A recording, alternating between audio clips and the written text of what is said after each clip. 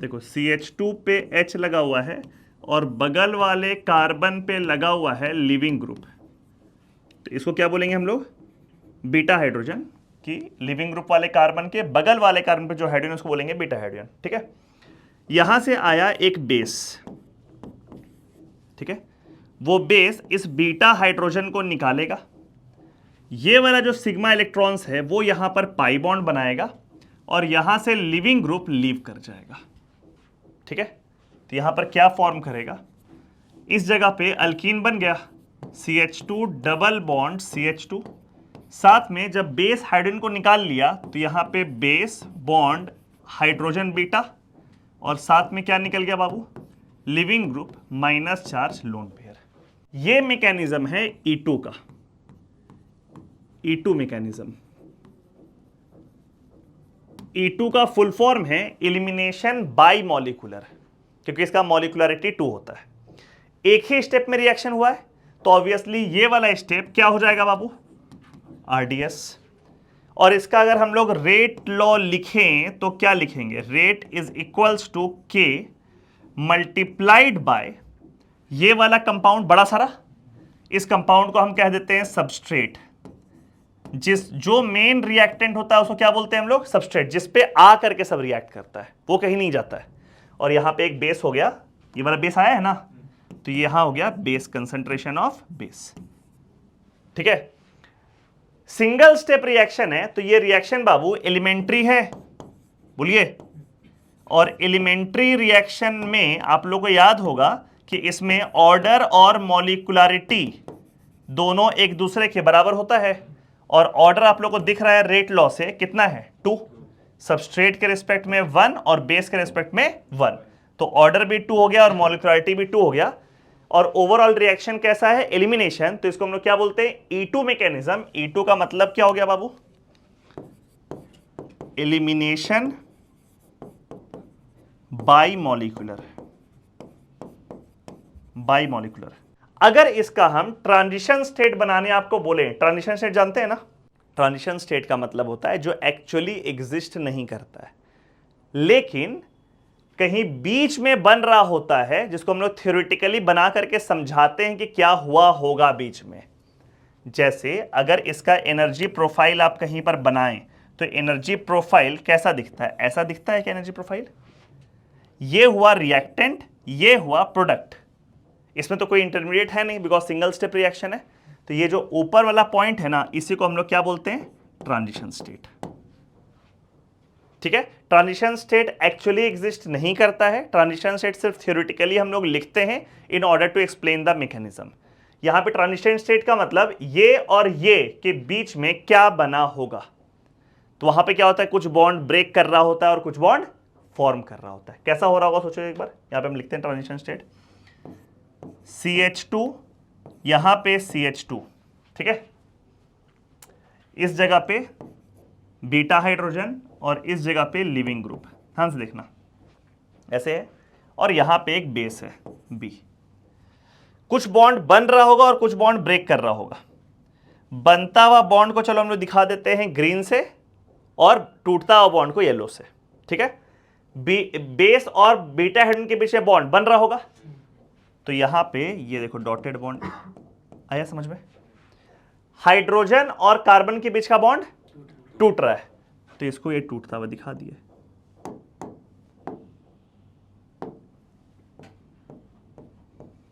ठीक है, इन दोनों के बीच में एक बॉन्ड तो पहले से था, बोलो, तो वो बॉन्ड तो मान लीजिए ऐसे दिखा दिए, ये बॉन्ड तो पहले से था, और दूसरा वाला बॉन्ड इसके बीच में बन रहा है, बोलिए, तो ये देखो बनता हुआ बॉन्ड दिखा दिए।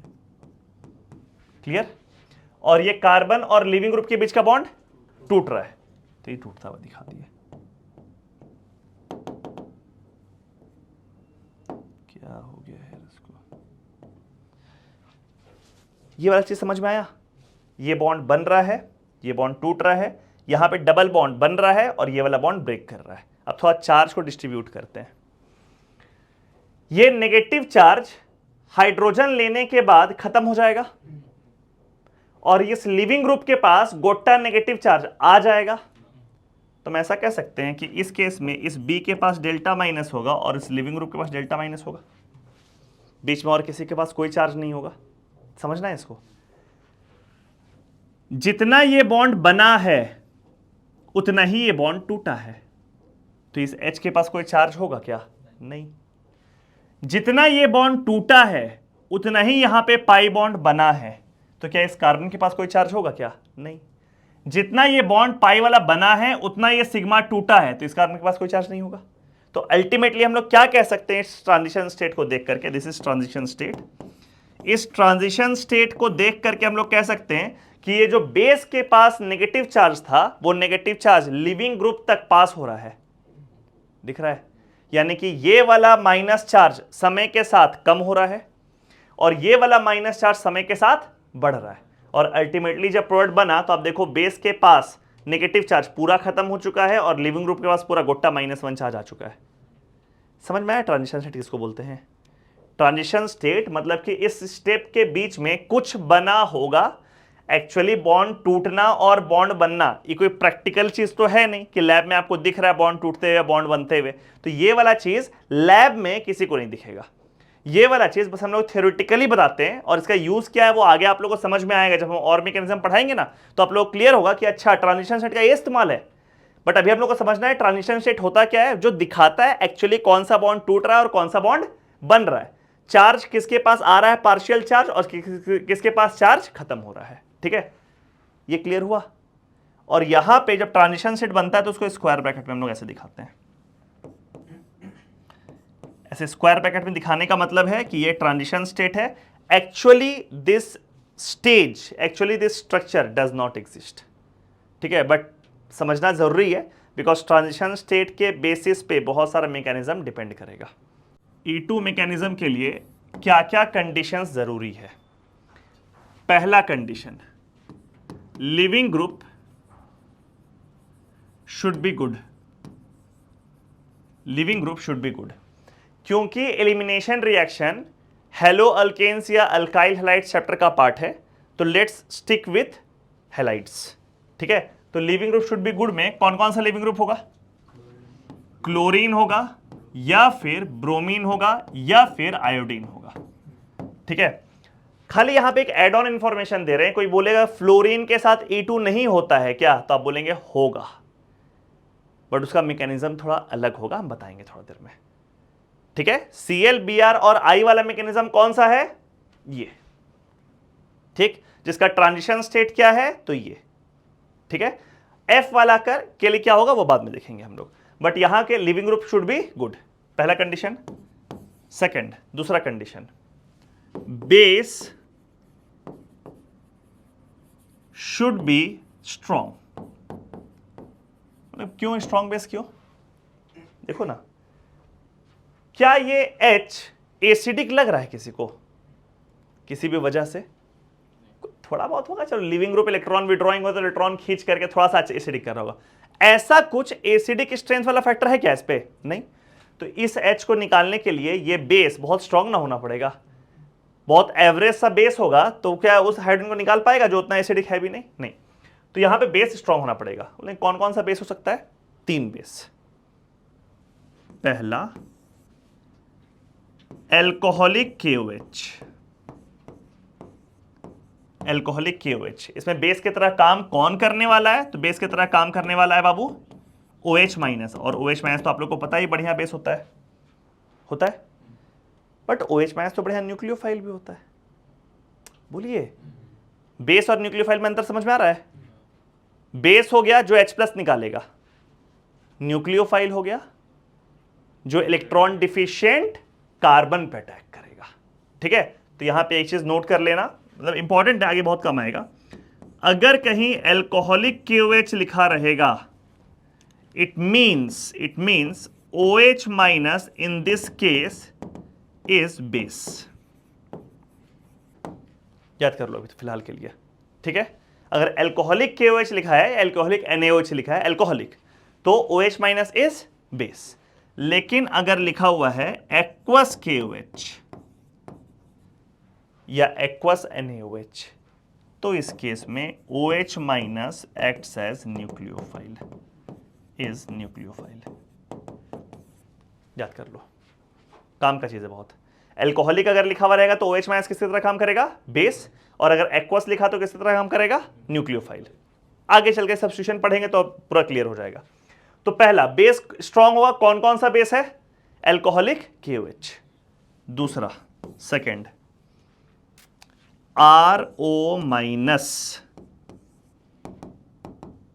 समझ में आया, RO माइनस क्या है, RO minus called alkoxide ion, R कुछ भी, CH3 C2H5 C3H7 कुछ भी, ठीक है, स्ट्रॉन्ग बेस होगा ना। देखो ना H2O खराब एसिड है, अरे अच्छा थोड़ी है, तो इसका conjugate OH minus strong base हुआ। ROH खराब एसिड है, इससे भी खराब है। H2O और ROH में खराब कौन है एसिड में, ROH, ठीक।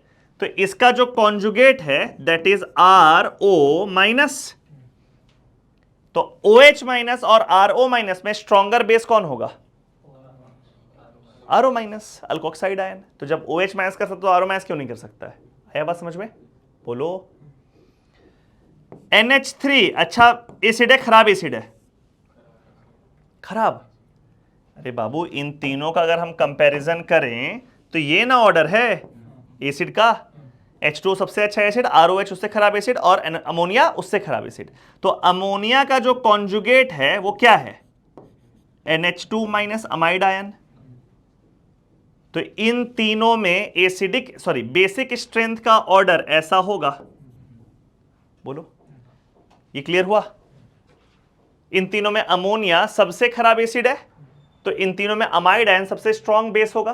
तो एक हो गया RO माइनस, और तीसरा वाला बेस क्या हो जाएगा, लिखते हैं हम लोग NaNH2। NaNH2 बस बेसिकली इसमें जो NH2 माइनस है वो काम कर रहा है as base, clear.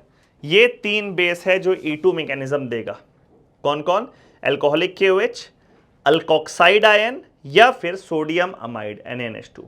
Leaving group क्या होना चाहिए, अच्छा बढ़िया लिविंग ग्रुप रहेगा तो कंफर्टेबली जिस स्टेप में बेस आकर के बीटा हाइड्रोजन को अटैक करेगा उसी स्टेप में लिविंग ग्रुप लीव कर जाएगा। और तीसरा बेसिक सा कंडीशन जो लिखने का भी जरूरत नहीं है, प्रेजेंस ऑफ बीटा हाइड्रोजन, ठीक है, उसके बिना कैसे होगा रिएक्शन। थर्ड फैक्टर है प्रेजेंस ऑफ बीटा हाइड्रोजन, और बीटा हाइड्रोजन किसको बोलते हैं, hydrogen connected to carbon adjacent to the carbon containing leaving group, उसको बोलेंगे बीटा हाइड्रोजन। यहां तक क्लियर सब चीज, ठीक है। तो मान लो इसको हम लोग रिएक्शन में एग्जीक्यूट करना चाहें तो ऐसा लिख सकते हैं क्या, देखो तो CH3CH2 और यहां पे लिख दिए हम CH2Cl, ठीक, और इसमें एरो में डाल दिए एल्कोहलिक KOH, ठीक है। अब कंडीशन देखो, क्या E2 का सारा कंडीशन फुलफिल हो रहा है, एल्कोहलिक KOH बढ़िया बेस अवेलेबल है, Cl अच्छा लिविंग ग्रुप अवेलेबल है, and this hydrogen is beta hydrogen, बोलो ये वाला H बीटा हाइड्रोजन वो भी अवेलेबल है। तो सीधे हम लोग क्या करेंगे, ये वाला H हटाएंगे, ये वाला Cl हटाएंगे, इसके बीच में पाई बॉन्ड बनाएंगे, and the product formed will B CH3CH double bond CH2, हो जाएगा। और मैकेनिज्म कौन सा फॉलो हुआ है इसमें, E2, elimination by molecular, clear है। ऐसा और भी कोई एग्जांपल रहेगा तो कर लेंगे, लेकिन मान लो अगर ऐसा रहता CH3 कार्बन, यहां पर CH3, यहां पर CH3, इस जगह पर CH2Cl, और यहां पे अगर हम डाल दिए होते ये वाला कंपाउंड तो नहीं होता कुछ भी, क्योंकि यहां पे बीटा हाइड्रोजन प्रेजेंट नहीं है, ठीक, पक्का। अगर मान लीजिए इसमें हम डाल दिए होते H2O तब भी कुछ नहीं होता, क्यों नहीं होता बताओ, बेस खराब है, OH माइनस चाहिए था, NH2 माइनस चाहिए था, या RO माइनस चाहिए था, यहां पे क्या आ गया H2O, बेस खराब है, ये रिएक्शन नहीं होगा, क्लियर है, पक्का। अगर ऐसा रहेगा तो क्या होगा, CH3CH2CH, यहां पे है Cl और यहां पर है CH3, ध्यान दीजिए ये रिएक्शन है, और इसमें हम डाल दिए एल्कोहलिक KOH,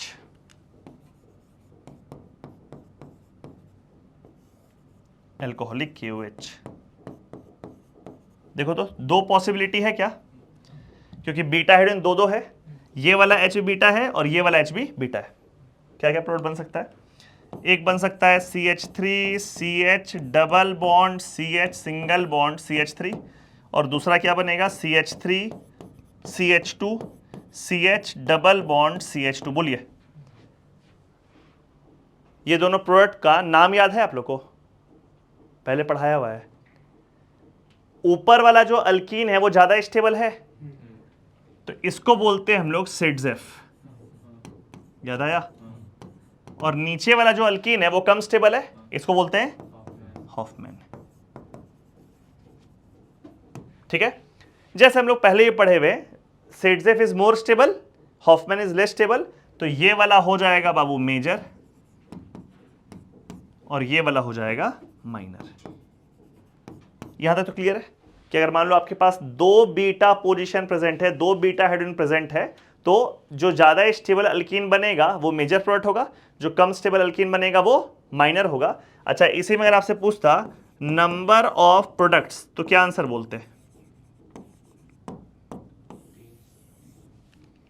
3। सबको दिखा क्या?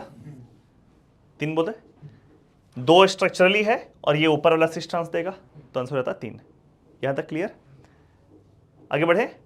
But for this same compound CH3 CH2 CHCl and CH3, अगर यहां पे बेस हम लेकर के आते हैं, आप लोगों को कौन कौन सा स्ट्रॉन्ग बेस लेने के लिए बोले हैं?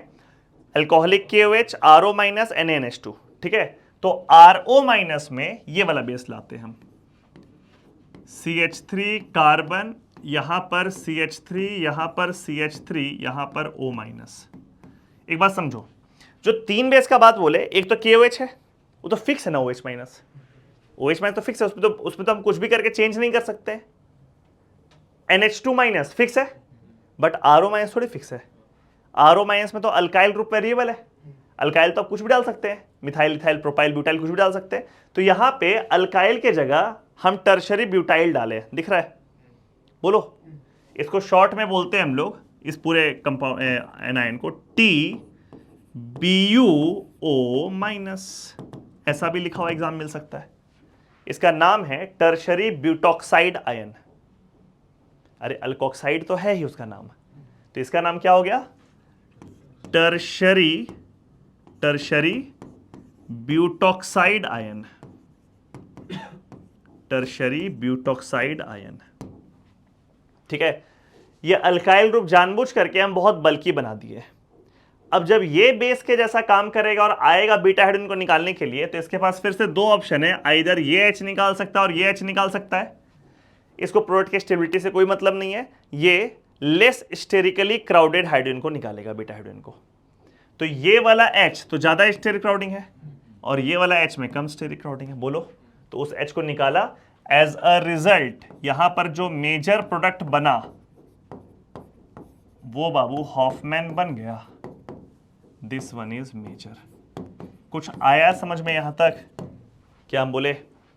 बोलिए कि इन जनरल E2 मैकेनिज्म में क्या होता है कि सेट्जेफ प्रोडक्ट या ज्यादा स्टेबल अल्कीन मेजर प्रोडक्ट होता है।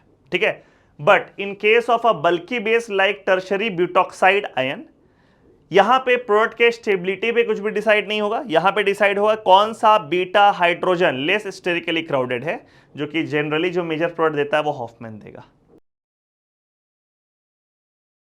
E2 का स्टीरियोकेमिस्ट्री कहता है कि एक ही स्टेप में बेस आ करके बीटा हाइड्रोजन को निकाल रहा है और उसी स्टेप में लिविंग ग्रुप लीव कर रहा है। बोलो, जैसे यहां पे हम फोटो से ही दिखा देते हैं, जैसे मान लीजिए इस केस में एक ही स्टेप में बेस आकर के बीटा हाइड्रोजन को निकाल रहा है और उसी स्टेप में लिविंग ग्रुप लीव कर रहा है। अब देखिए गौर से, हम जानबूझ करके बीटा हाइड्रोजन को नीचे बनाए हैं और लिविंग ग्रुप को ऊपर बनाए हैं। उसका रीजन है, जब लिविंग ग्रुप लीव करता है तो वो इलेक्ट्रॉन पेयर लेके लीव करता है, और बेस आता है तो इलेक्ट्रॉन पेयर को लेकर के आता है। तो दोनों अगर सेम साइड रहेगा तो एक दूसरे को रिपेल नहीं करेगा कि भाई बेस आया और लिविंग ग्रुप इलेक्ट्रॉन लेके निकल, रिपल्शन मारेगा। इस वजह से दोनों सेम साइड नहीं होना चाहिए। ठीक है, इसको बोलते हैं, इसका स्टीरियोकेमिस्ट्री है एंटी एलिमिनेशन। एंटी एलिमिनेशन का मतलब elimination will take place only if the living group and beta hydrogen are anti to each other, क्योंकि बेस का जो अप्रोच है वो लिविंग ग्रुप के साइड से एक्सेप्टेबल नहीं है। जैसे स्टीरियोकेमिस्ट्री का नाम हम क्या बोले, स्टीरियोकेमिस्ट्री का इसका नाम है एंटी एलिमिनेशन। एंटी एलिमिनेशन मतलब देखना, जैसे कि ये कंपाउंड है, मान लो ऐसे है, ये CH3 है, ठीक है,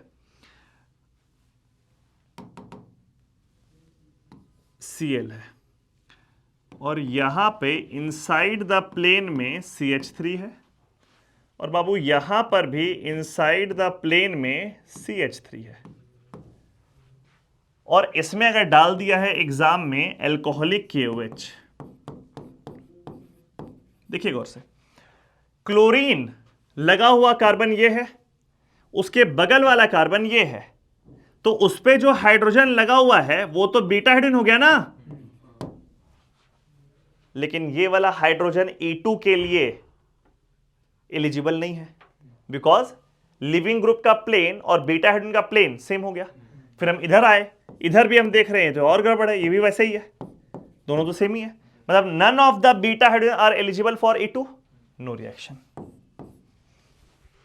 आया समझ में कि सिर्फ ऐसा नहीं कि बीटा हाइड्रोजन का प्रेजेंस, मतलब कि यहां पर जो पॉइंट्स हम लिखे थे, ये तीनों point, leaving group should be good, base should be strong and presence of beta hydrogen, these 3 points were applicable in general. शुरुआत के लिए ठीक था, बट इसमें एक पॉइंट और हम लोग को ऐड करना होगा ना बाद में स्टीरियोकेमिस्ट्री के साथ। वो पॉइंट कौन सा है कि लिविंग ग्रुप और बीटा हाइड्रोजन दोनों सेम प्लेन में नहीं होगा, दोनों एक दूसरे के साथ एंटी एंटी मतलब ट्रांस, उस फॉर्म में होगा। क्लियर है ये वाला?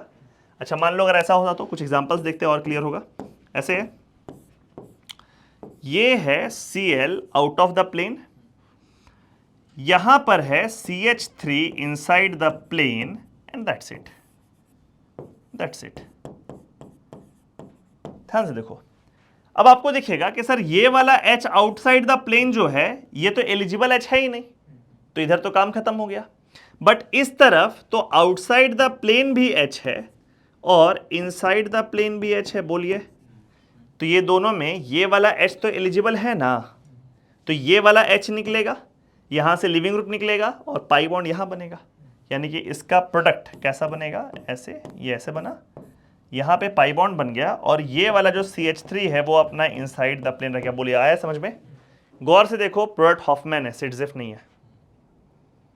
दिखा जैसे इसमें देखो एग्जैक्टली वही तो क्वेश्चन है ये, बट इसमें प्लेन हम डिसाइड नहीं किए थे, तो प्लेन डिसाइड नहीं किए तो हम अपने मन से ऐसा मान लिए ना कि भाई ठीक है, ये वाला और ये वाला कुछ इस तरह से अलाइंड होगा कि बीटा हाइड्रोजन एंटी होगा लिविंग ग्रुप के, तो हम इसका मेजर प्रॉपर्टी वाला बना दिए। लेकिन इस केस में आप देखिए, जब हम प्रॉपरली डायरेक्शन उसका असाइन कर दिया out of the plane inside the plane, तो यहाँ पे आपको दिख रहा है कि जो प्रोडक्ट बन रहा है, पहले हम लोगों को स्टीरियोकेमिस्ट्री देखना पड़ेगा और उसके बाद फिर हम लोग देखें कि कौन सा प्रोडक्ट बन रहा है। इस केस में अनफॉर्चुनेटली प्रोडक्ट क्या बन गया, हॉफमैन, क्योंकि सेटजेफ प्रोडक्ट के लिए स्टीरियोकेमिस्ट्री अलाउड नहीं था। लेकिन अगर ऐसा होता, ऐसे है, यहां पे Cl है आउटसाइड द प्लेन और ये वाला CH3 भी है आउटसाइड द प्लेन, और इसमें हम लिख देते हैं एल्कोहलिक KOH, दिमाग लगाना है, एल्कोहलिक KOH, ठीक है। तो अब आपको दिखेगा कि ये वाला H भी इनसाइड द प्लेन एलिजिबल है, और यहां पर भी एक H इनसाइड द प्लेन होगा, वो भी एलिजिबल है। जब दोनों साइड पे H एलिजिबल मिल गया, तो फिर अब हम लोग सेटजेफ हॉफमैन की तरफ जाएंगे मेजर बनाने के लिए, है ना। और मेजर बनाने के लिए अब किसकी तरफ जाएंगे, लेफ्ट वाला कि राइट वाला? राइट वाला, बिकॉज वहां से जो अल्कीन बनेगा वो ज्यादा स्टेबल बनेगा, और इसका आपका जो प्रोडक्ट बना, द प्रोडक्ट इज,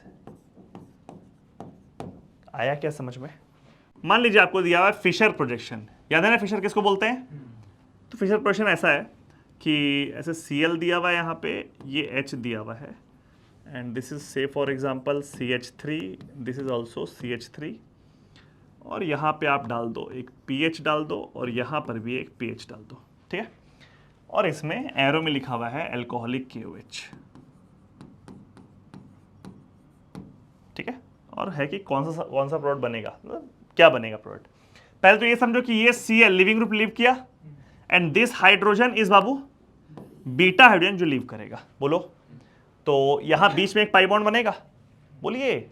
अब ये पाई बॉन्ड जब बनेगा तो वो अल्कीन, ध्यान से देखो, सिस हो सकता है या ट्रांस हो सकता है, हो सकता है ना, बिकॉज यहां पे दोनों ग्रुप PH और CH3, यहां पे PH CH3, सिस या ट्रांस हो सकता है। क्या बनेगा, सिस या ट्रांस, वो हम लोग को समझना है, ठीक है। एल्कोहलिक KOH है, जो एलिमिनेशन हो रहा है वो कैसा हो रहा है बाबू, एंटी। एंटी का मतलब जो दिख रहा है ना, फिशर का बात कर रहे हैं, जो दिख रहा है उसको पलट दो।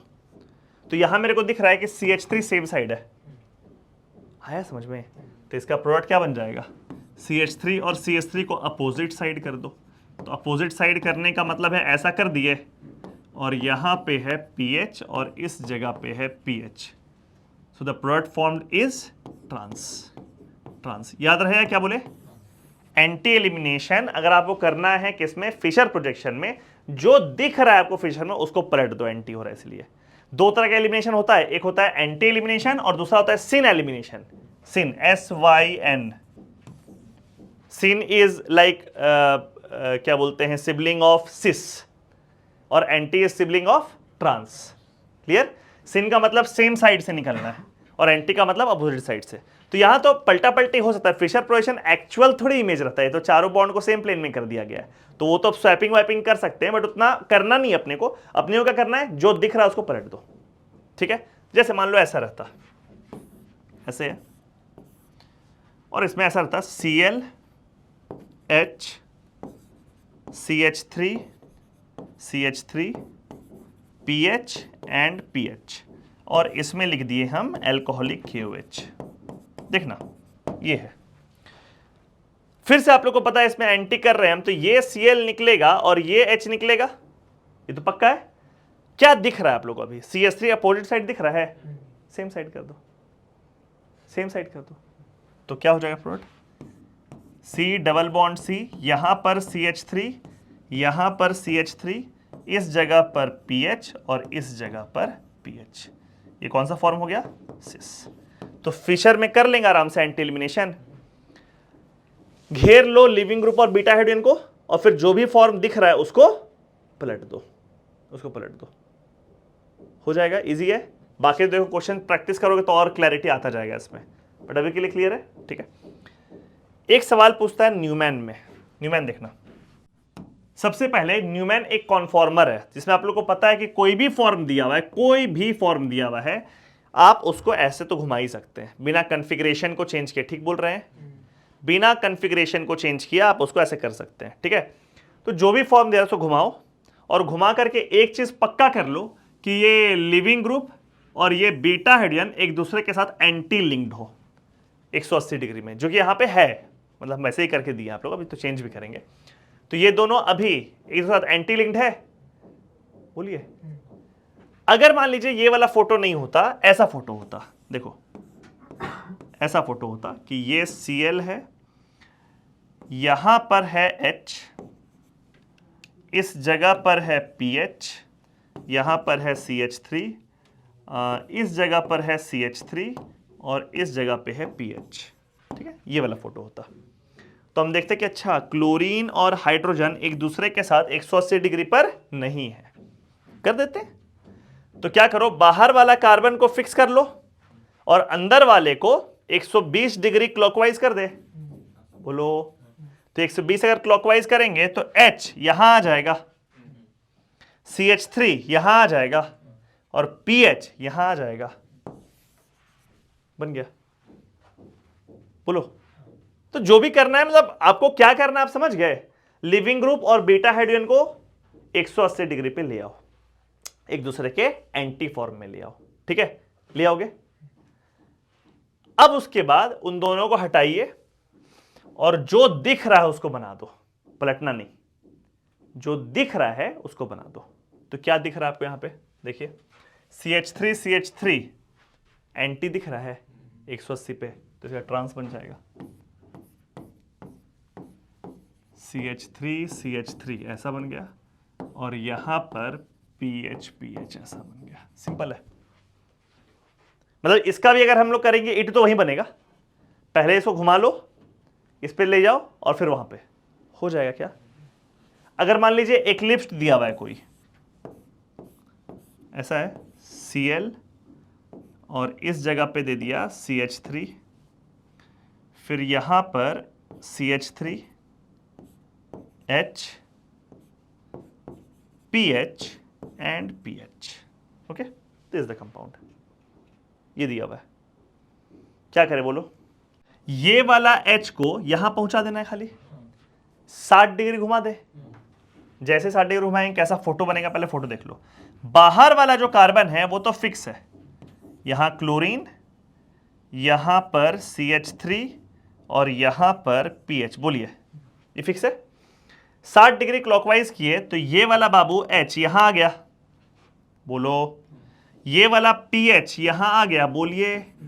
और ये वाला CH3 यहां आ गया, सही जा रहे हैं। अब ये वाला Cl और ये वाला H एक दूसरे के एंटी दिख गया। अब इसमें एल्कोहलिक KOH जैसे ही आप करेंगे, एल्कोहलिक KOH जो दिख रहा है उसको बनाओ, इसे पलटना नहीं अब, क्योंकि पलट मतलब ये अब अपने आप एंटी हो चुका है। तो PH और PS same side, CH3 same side, क्या बनेगा, सिस। सेम साइड है ना। CH3 के 180 में तो PH है, यहां पर CH3 के 180 में CH3 था, तो ये ट्रांस बन गया था, ये वाला बना था ट्रांस। यहां पर क्या बन जाएगा, सिस। C double bond C, CH3 और यहां नीचे PH और यहां पर भी PH, cis. E2 with bad leaving group, एक ही बात हो गया। फ्लोरीन एक तरह का बैड लिविंग ग्रुप है, तो कैसे E2 होगा इस केस में, समझना है। जैसे क्लोरीन वाला जब E2 किए थे, CH3 CH2Cl, ठीक है, और इसमें डाल दिए थे बेस, ठीक है, अल्कीन बन गया था CH2 डबल बॉन्ड CH2, ये बना था। ट्रांजिशन स्टेट क्या था इसमें, वो ध्यान में फिर से बनाया था ट्रांजिशन स्टेट। तो CH2 यहां पर भी CH2, ये हो गया लिविंग ग्रुप, ये वाला हो गया बीटा हाइड्रोजन और यहां पे हो गया बेस, याद आ रहा है, ठीक है। इस बार सेम कलर से बना देते हैं। ये वाला बॉन्ड बन रहा था, बोलिए। ये वाला बॉन्ड टूट रहा था, बोलो। ये वाला में एक बॉन्ड तो गोटा था और दूसरा वाला बॉन्ड बन रहा था, और ये वाला बॉन्ड टूट रहा था। यहां पे था डेल्टा माइनस और यहां पे था डेल्टा माइनस, ठीक है। ये वाला ट्रांजिशन स्टेट था अगर आपका लिविंग ग्रुप अच्छा है तो। जैसे ही आपका लिविंग ग्रुप खराब होगा, क्या फर्क पड़ जाएगा ट्रांजिशन स्टेट में, देखो। मान लीजिए ऐसा है CH3 CH2 और यहां पे है फ्लोरीन, और इसमें आप तगड़ा बेस डाल दिए, एकदम शानदार वाला बेस डाले हैं, ताकि बेस के मामले में कोई कॉम्प्रोमाइज नहीं हो, ठीक है। तो बेस आएगा और बेस इस बीटा हाइड्रोजन को निकालेगा। देखियो, ये वाला जो बीटा हाइड्रोजन है, इसको ये बेस निकालने के लिए जाएगा। चलो मेरे साथ, ठीक है। ये वाला बॉन्ड टूटेगा, समझना प्रोसेस क्या हो रहा है। ये वाला बॉन्ड टूटेगा, पुश करेगा इस कार्बन की तरफ। ये वाला कार्बन इस लिविंग ग्रुप को ऊपर की तरफ पुश करेगा, बोलो। और यहां पे बैक बॉन्डिंग करके पाई बॉन्ड बनाएगा, ही ना होता है। ये बीटा हाइड्रोजन को लेकर जा ही रहा है, ये इलेक्ट्रॉन इस कार्बन के पास आ रहा है, कहीं कोई दिक्कत नहीं है। ये जो फ्लोरीन है, ये लीव करने से मना कर रहा है, बिकॉज बैड लिविंग ग्रुप है। मतलब ये जो एक्स बॉन्ड है, इसका टूटने का टेंडेंसी इस वाई बॉन्ड से ज्यादा है, बोलो। इस केस में क्या था, यहां पे अगर हम बात करें, इसको फिर से ऐसे लिख दें, यहां पे CH2 और ये बीटा हाइड्रोजन, तो यहां पर भी ये वाला जो बेस था, ये इस बीटा हाइड्रोजन को निकाला था, और ये वाला इलेक्ट्रॉन टूट करके यहां गया था। ये वाला Cl यहां से निकला और यहां पे बैक बॉन्डिंग, यही ना हुआ था। ये यहां से निकला और ये यहां से बैक बॉन्डिंग, खूब सारा डाल दिया ताकि पूरा क्लियर हो जाए, ठीक है। तो इस बार अगर हम बात करें कि ये वाला बॉन्ड X और ये वाला बॉन्ड Y, तो क्या बोलोगे, X और Y का टूटने का टेंडेंसी सेम है, तभी ना बाबू इस कार्बन पे कोई चार्ज नहीं आया, इस कार्बन पे कोई चार्ज नहीं आया, इस H पे कोई चार्ज नहीं आया, बोलो। क्योंकि दोनों का टूटने का टेंडेंसी सेम है, तो सीधे चार्ज कहां से कहां पास किया, बेस से लिविंग ग्रुप पास किया, ये ना हुआ। यहां पर क्या चक्कर है कि जब बेस आकर के बीटा हाइड्रोजन को लेकर के गया तो ये एक्स तो टूटने के लिए तैयार है तुरंत, जो काम इसमें कर रहा था उसको क्या दिक्कत है, जितना एसिडिक ये है उससे ज्यादा ही एसिडिक हमको दिख रहा है, तो ये फ्लोरीन ज्यादा माइनस आई इफेक्ट दे रहा है, तो ये तो टूटने को तैयार है। यहां पर वाई टूटने को तैयार नहीं है, यहां पे एक्स और वाई का बॉन्ड टूटने का टेंडेंसी अप्रोक्सीमेटली एक दूसरे के बराबर है। यहां पे हम क्या बोलेंगे, एक्स का बॉन्ड टूटने का टेंडेंसी वाई से ज्यादा है, और अगर उल्टा बात करें तो वाई वाला बॉन्ड ज्यादा मजबूत है, आसानी से नहीं टूटने का सोचता, लिविंग ग्रुप खराब है। इससे क्या डिफरेंस आएगा दोनों में, डिफरेंस समझना, इससे डिफरेंस ये आएगा कि ये वाला बॉन्ड टूटने की वजह से जो कार्बन पे इलेक्ट्रॉन का डेंसिटी बढ़ रहा है, ये तो जा नहीं रहा है, तो ये कार्बन क्या बोलेगा, ये कार्बन क्या बोलेगा कि भाई मेरा वाला जाएगा तब ना तुम्हारा इलेक्ट्रॉन हम लेंगे, तो जाना ही नहीं खोज रहा है, बहुत मुश्किल से जा रहा है, ठीक है, तो तुम्हारे पास भर गया तो हम क्या करें, हम उतना इलेक्ट्रॉन नहीं ले सकते हैं अभी, इसको पहले पुश करने दो मेरे को, जब जाएगा तब लेंगे, अपने पास रखो उसको। आया समझ में? तो ये वाला कार्बन के पास इलेक्ट्रॉन का डेंसिटी भर जाएगा। कुछ आया समझ में? यहां पर क्या हुआ था कि ये कार्बन बोल रहा है ठीक है, जिस रेट से तुम इलेक्ट्रॉन दोगे उसी रेट से मेरा लिविंग ग्रुप जाएगा, तो कोई दिक्कत नहीं, तुम्हारे पास इलेक्ट्रॉन नहीं भरने देंगे हम। लेकिन ये कार्बन क्या बोल रहा है कि यार मेरा वाला लिविंग ग्रुप जाना ही नहीं खोज रहा है, तो तुम्हारा जितना इलेक्ट्रॉन, तुम्हारा वाला एच पट से ले गया बेस, तुम्हारे पास तो इलेक्ट्रॉन भर गया, मेरे पास जगह रहेगा तब ना लेंगे, तो इसको थोड़ा पुश करने दो, ठीक है। तुम एक काम करो, इलेक्ट्रॉन भरो अपने पास, तुम्हारा इलेक्ट्रॉन देख करके वो इधर वाला इलेक्ट्रॉन रिपेल होगा तो अपने भागेगा, इलेक्ट्रॉन भरो अपने पास, ठीक है। तो ये अपने पास इलेक्ट्रॉन भर रहा है, और वही इलेक्ट्रॉन को देख करके ये शेयर्ड इलेक्ट्रॉन रिपेल हो रहा है, उससे ये रिपेल होगा और लिविंग ग्रुप लीव कर जाएगा। This means there is slight change in transition state and the transition state contains a delta minus charge on this carbon. आया समझ में? इसका प्रोडक्ट सेम बनेगा बाबू, ये इधर आएगा, ये इधर आएगा, ये इधर आएगा, बनेगा तो वही चीज, यानी कि प्रोडक्ट में अल्कीन ही बनेगा, CH2 डबल बॉन्ड CH2 ही बनेगा प्रोडक्ट, ये बात क्लियर है। लेकिन डिफरेंस कहां आएगा, डिफरेंस आएगा ट्रांजिशन स्टेट में। इसके ट्रांजिशन स्टेट में ऐसा कुछ होगा कि ये वाला जो कार्बन है इसका बॉन्ड बीटा हाइड्रोजन के साथ तो ब्रेक कर गया, ठीक है, लेकिन ये वाला बॉन्ड अभी फॉर्म नहीं कर पाया, यहां पे CH2F को हमको गोटा लिखना पड़ गया। आया कुछ समझ में? या फिर आप ऐसा बोल सकते हैं कि ई ज्यादा टूटा ई कम टूटा, ठीक। तो ये वाला, ये बेस है, यहां ये बेस है, अब बेस और इस हाइड्रोजन के पीछे बॉन्ड बन गया, बोलो, तो यहां पर तो डेल्टा माइनस है, ये डेल्टा माइनस अपना कम कर चुका है, लेकिन वो डेल्टा माइनस यहां तक पास हुआ क्या, नहीं, वो डेल्टा माइनस तो यहां रह गया, ये ट्रांजिशन स्टेट है। फिर जब इसके पास इलेक्ट्रॉन डेंसिटी भरा तब एफ को पुश करके निकाला गया, पाई बॉन्ड बना, तो ट्रांजिशन स्टेट में डिफरेंस दिखा। इसका ट्रांजिशन स्टेट में इस कार्बन पे कोई चार्ज नहीं है, इसका ट्रांजिशन स्टेट में इस कार्बन पे कार्बेनाइन कैरेक्टर है, डेल्टा माइनस चार्ज है। तो आप बोलेंगे सर इससे फर्क क्या पड़ा, प्रोडक्ट तो सेम बन गया, यहां जो प्रोडक्ट बना वही प्रोडक्ट यहां बना, ये भी एक स्टेप में हुआ, ये भी एक स्टेप में हुआ, तो डिफरेंस क्या हुआ, डिफरेंस यहां पे होगा। देखिए अगर ऐसा रहे CH3CH, यहां पे क्लोरीन CH2CH3, ये वाला केस है, और दूसरा केस है CH3CH, यहां पर फ्लोरीन, इस जगह पर CH2 और यहां पर CH3, ठीक। इसमें जब आप डालेंगे एल्कोहलिक KOH, तो भाई ये वाला बीटा हाइड्रोजन, ये वाला बीटा हाइड्रोजन में इसको निकालेगा, बिकॉज वहां से ZF बन रहा है, यानी कि इस केस में major product depends on the stability of alkene formed, और अल्कीन जितना ज्यादा स्टेबल बनेगा उतना बढ़िया प्रोडक्ट बन जाएगा, ठीक है। इस केस में जब आप डालेंगे एल्कोहलिक KOH में, या कोई भी तगड़ा बेस, कोई भी शानदार बेस में आप डालेंगे, तो क्या होगा, अब ये इस बात पर डिपेंड नहीं करेगा कि अल्कीन इधर ज्यादा बढ़िया बन रहा है, ज्यादा बढ़िया बन रहा है, ये बोलेगा कि भाई बीटा हाइड्रोजन अगर ये निकाले हम, तो इस कार्बन पे आएगा डेल्टा माइनस, बोलो, और अगर बीटा हाइड्रोजन निकाले हम इस कार्बन से, तो कार्बेनाइन बनेगा, इस पे डेल्टा माइनस इस पे आएगा, तो ना ये वाले कार्बन पे डेल्टा माइनस और ये वाले कार्बन पे डेल्टा माइनस ज्यादा स्टेबल किस पे होगा, लेफ्ट वाला, बिकॉज CH3 का प्लस आई के वजह से ये डेल्टा माइनस खराब हो जाएगा। बोलो, तो ये बोलेगा कि नहीं, हम तो भाई डेल्टा माइनस के स्टेबिलिटी के साथ जाएंगे, हम तो कार्बन आयन के स्टेबिलिटी के साथ जाएंगे। तो यहां पे जो मेजर प्रोडक्ट बना, ऊपर वाले केस में जो मेजर बना वो किस पर बेस्ड बना?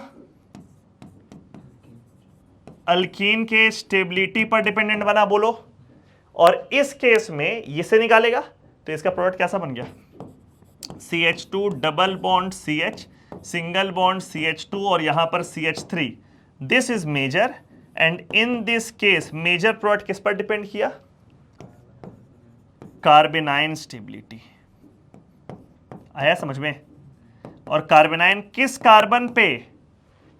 Carbon containing beta hydrogen. ये वाले कार्बन और ये वाले कार्बनाइन में this carbanion is more stable, this carbanion is not. तो जो कार्बनाइन ज्यादा स्टेबल रहेगा उसमें से आप H निकालेंगे और वहां से बनेगा मेजर प्रोडक्ट। क्लियर हुआ? तो इस बार आपको दिख रहा होगा कि यहां पे सेटजेफ है तो ये तो हॉफमैन है ना। तो अगर बैड लिविंग ग्रुप है तो आपका मेजर प्रोडक्ट जो बना वो क्या बना? सेटजेफ बना कि हॉफमैन बना? हॉफमैन। और अगर अच्छा लिविंग ग्रुप वाला रहता और वहां पे E2 आप कर रहे हो, क्या बनता? सेटजेफ। दोनों E2 है, ये बात क्लियर रखना। हम शुरू में आप लोग को बताए थे E2 मैकेनिज्म दोनों हैं, लेकिन बैड लिविंग ग्रुप वाला जो E2 है वो भी सिंगल स्टेप है, इसलिए E2 ही ना बोलेंगे उसको, वो भी तो बाइमॉलिक्यूलर है ना, तो बोलेंगे उसको E2, लेकिन उसका मैकेनिज्म थोड़ा अलग है। Transition state is different and due to difference in transition state उसका जो मेजर प्रोडक्ट है वहां एक चेक करा जाएगा। ठीक है, बट इंपॉर्टेंट बात यह है, जरूरी नहीं कि हमेशा दोनों का मेजर प्रोडक्ट अलग अलग ही बनेगा। ऐसा हो सकता है कि अल्कीन का स्टेबिलिटी और कार्बेनाइन का स्टेबिलिटी दोनों सेम प्रोडक्ट के तरफ इशारा करे। फॉर एग्जाम्पल देखिए, अगर ऐसा होता PH CH2 CH Cl CH3 and PH CH2 CHF CH3, दिख गया होगा आप लोगों को। अब इसमें आप डालें एल्कोहलिक KOH, तो ये अच्छा लिविंग ग्रुप वाला है, तो ये तो बात करेगा प्रोडक्ट का स्टेबिलिटी के हिसाब से। बोलिए, अब ये वाला H निकालोगे या ये वाला H निकालोगे, यहां पे ये एल्कीन बनेगा, यहां पे ये एल्कीन बनेगा, और ये एल्कीन PH के साथ कॉन्जुगेशन में, तो ऑब्वियसली लेफ्ट वाला निकालेंगे हम, और इसका प्रोडक्ट बन गया PH CH double bond CH single bond CH3। Done. अगर हम इसमें डाल दें एक तगड़ा बेस एल्कोहलिक KOH, तो इसको प्रोडक्ट स्टेबिलिटी से मतलब, इसको मतलब किससे? कार्बनाइन स्टेबिलिटी से। ये वाला कार्बन पे कार्बनाइन और ये वाला कार्बन पे कार्बनाइन, ज्यादा स्टेबल कहां रहेगा? लेफ्ट वाले पे। सोचो, अगर यहां माइनस आ जाए तो पीएच साथ रेजोनेंस करेगा ना, तो ये वाला कार्बनाइन ज्यादा स्टेबल है। क्लियर हुआ? तो इस बार ये प्रोडक्ट तो सेम बन गया। आया समझ में? तो पीएच वेच जैसा कुछ अगर चेंज आ जाता है ना, तो फिर तुमको एक बार देखना पड़ेगा, लेकिन अगर सिर्फ अल्काइल लगा हुआ है तब तो अलग बनेगा, है कि नहीं? सिर्फ अगर अल्काइल ग्रुप है तब तो फिर प्रोडक्ट का स्टेबिलिटी और कार्बनाइन का स्टेबिलिटी तो उल्टा हो जाएगा, होगा। लेकिन अगर मान लीजिए पीएच वेच जैसा कुछ आ गया, तो हम ये वाला एग्जांपल इसलिए भी दे रहे हैं ताकि ये बात आप लोग क्लियर रहे एकदम बढ़िया से, कि जरूरी नहीं है कि इन दोनों का प्रोडक्ट मेजर वाला अलग अलग ही हो। मेजर प्रोडक्ट कई बार सेम भी होता है और अलग अलग भी हो जाता है।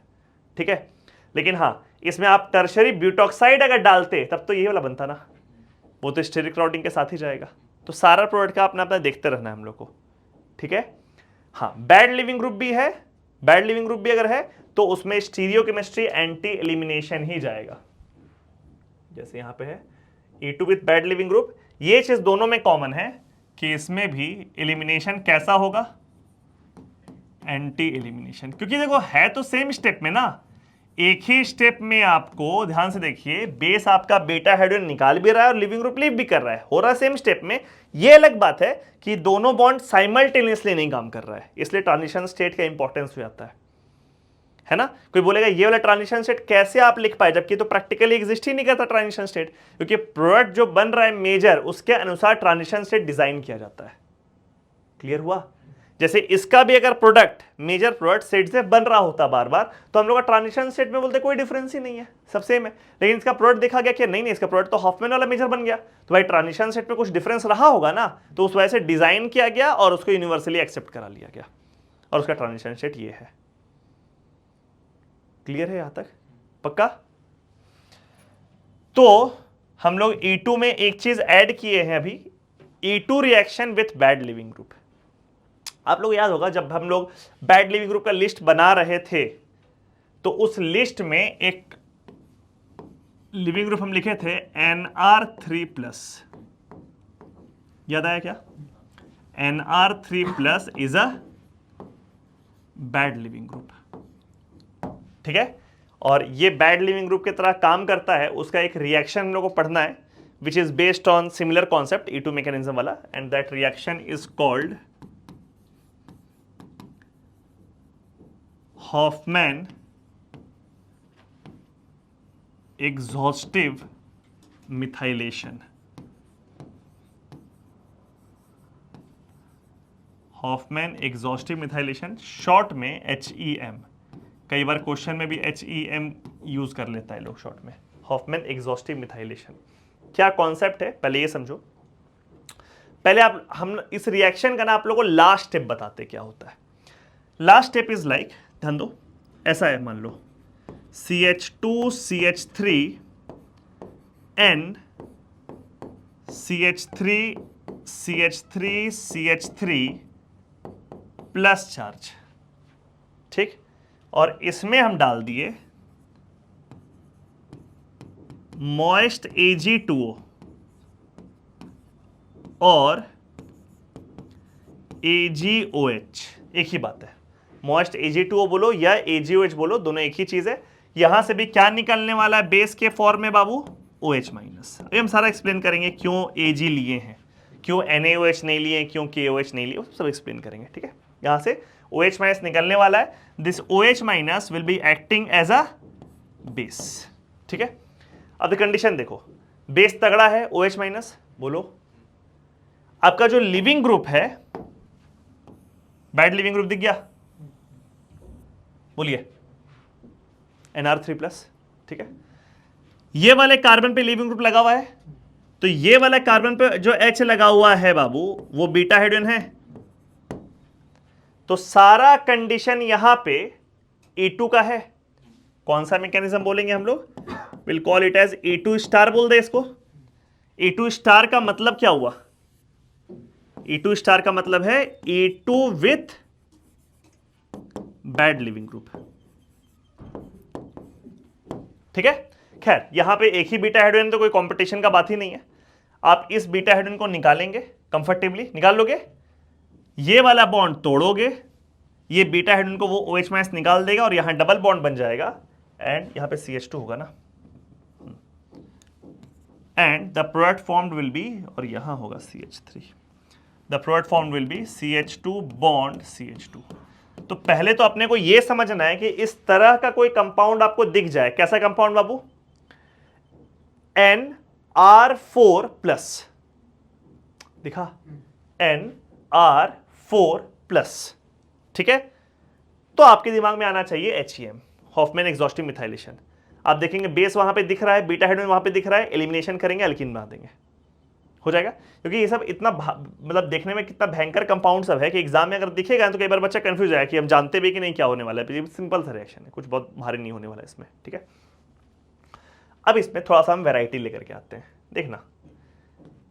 मान लीजिए इसके जगह ऐसा होता, फिर हम इसको बनाएंगे भी शुरू से, देखो ऐसा होता, नाइट्रोजन CH3CH3 और एक यहां पे होता CH2CH3 और एक यहां पर CH2CH2CH3। ये है मान लीजिए कंपाउंड, ऑब्वियसली NR3+ है, NR4+ है, तो ये कंपाउंड यहां प्लस लगा दिए, और इसमें भी यहां पे हम लिख दिए मॉइस्ट Ag2O या फिर AgOH, ठीक है। क्या होगा अब आप देखो, क्योंकि जब NR4+ है तो कोई भी 4 R में से 3 R को लेकर क्या आप लिविंग ग्रुप बना सकते हैं? और एक R को आप छोड़ सकते हैं एलिमिनेशन करने के लिए सबस्ट्रेट का बीटा हाइड्रोजन के लिए, ठीक है। इस तरफ देखो N के बगल में ये पहला कार्बन है, इधर तो दूसरा कार्बन ही नहीं है, तो there is no beta hydrogen. यहां पर भी पहला कार्बन दूसरा कार्बन नहीं है, नो बीटा हाइड्रोजन।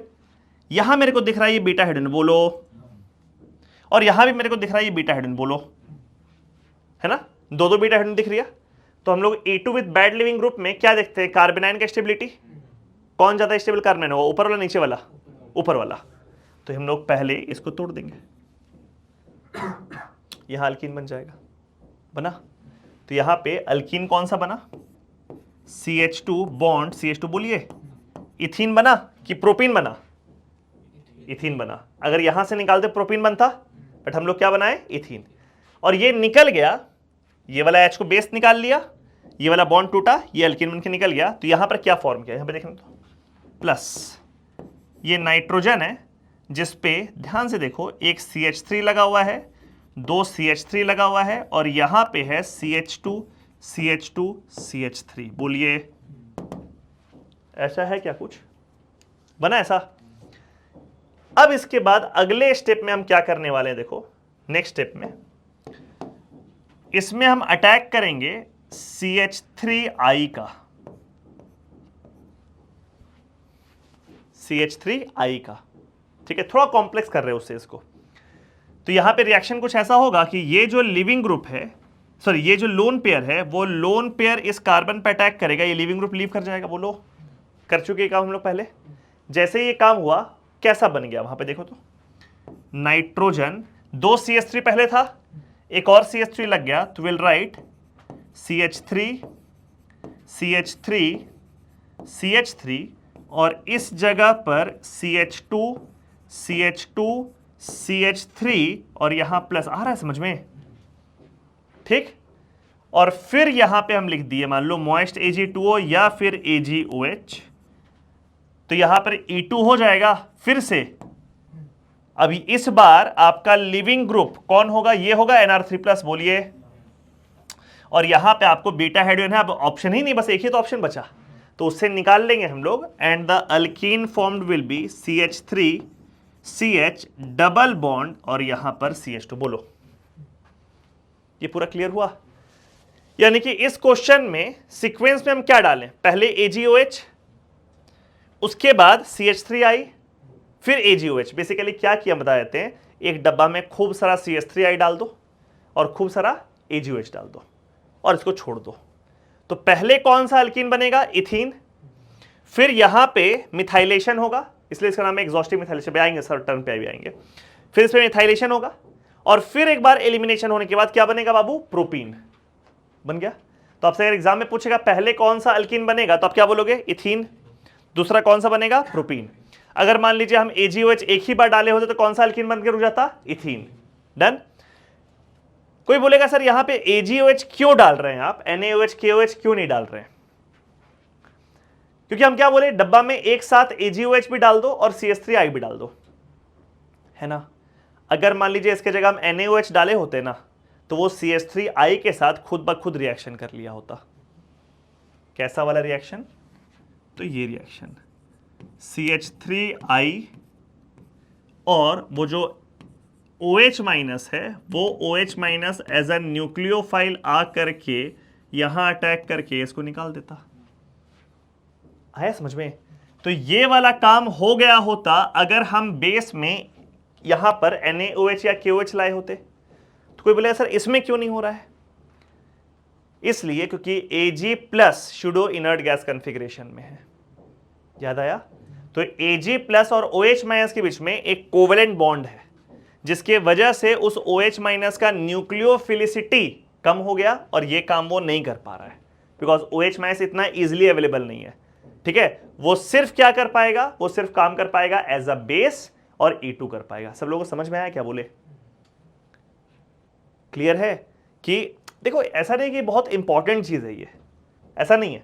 एग्जाम में अगर मान लो पूछेगा YAGOH और आपको ऑप्शन दिया रहेगा तो ऑप्शन देख के आपको खट से याद आ जाएगा, खाली एक बार सुना हुआ बात होना चाहिए कि क्यों ऐसा है। वैसे भी जहां जहां Ag आता है हर जगह reason pseudo inert gas configuration या PPT फॉर्मेशन होता है, समझे। जहां जहां भी रिएक्शन में Ag प्लस आ जाए या Cu प्लस आ जाए, या तो प्रेसिपिटेट फॉर्मेशन उसका कारण होता है रिएक्शन का, या क्या होता है, स्यूडो इनर्ट गैस कॉन्फिगरेशन होता है। तो इसका बहुत लोचा नहीं है, लेकिन पता होना चाहिए। This is not very important कि भाई AgOH क्यों यूज कर रहे हैं, NaOH क्यों नहीं यूज कर रहे हैं, आज तक कभी एग्जाम में नहीं पूछा है।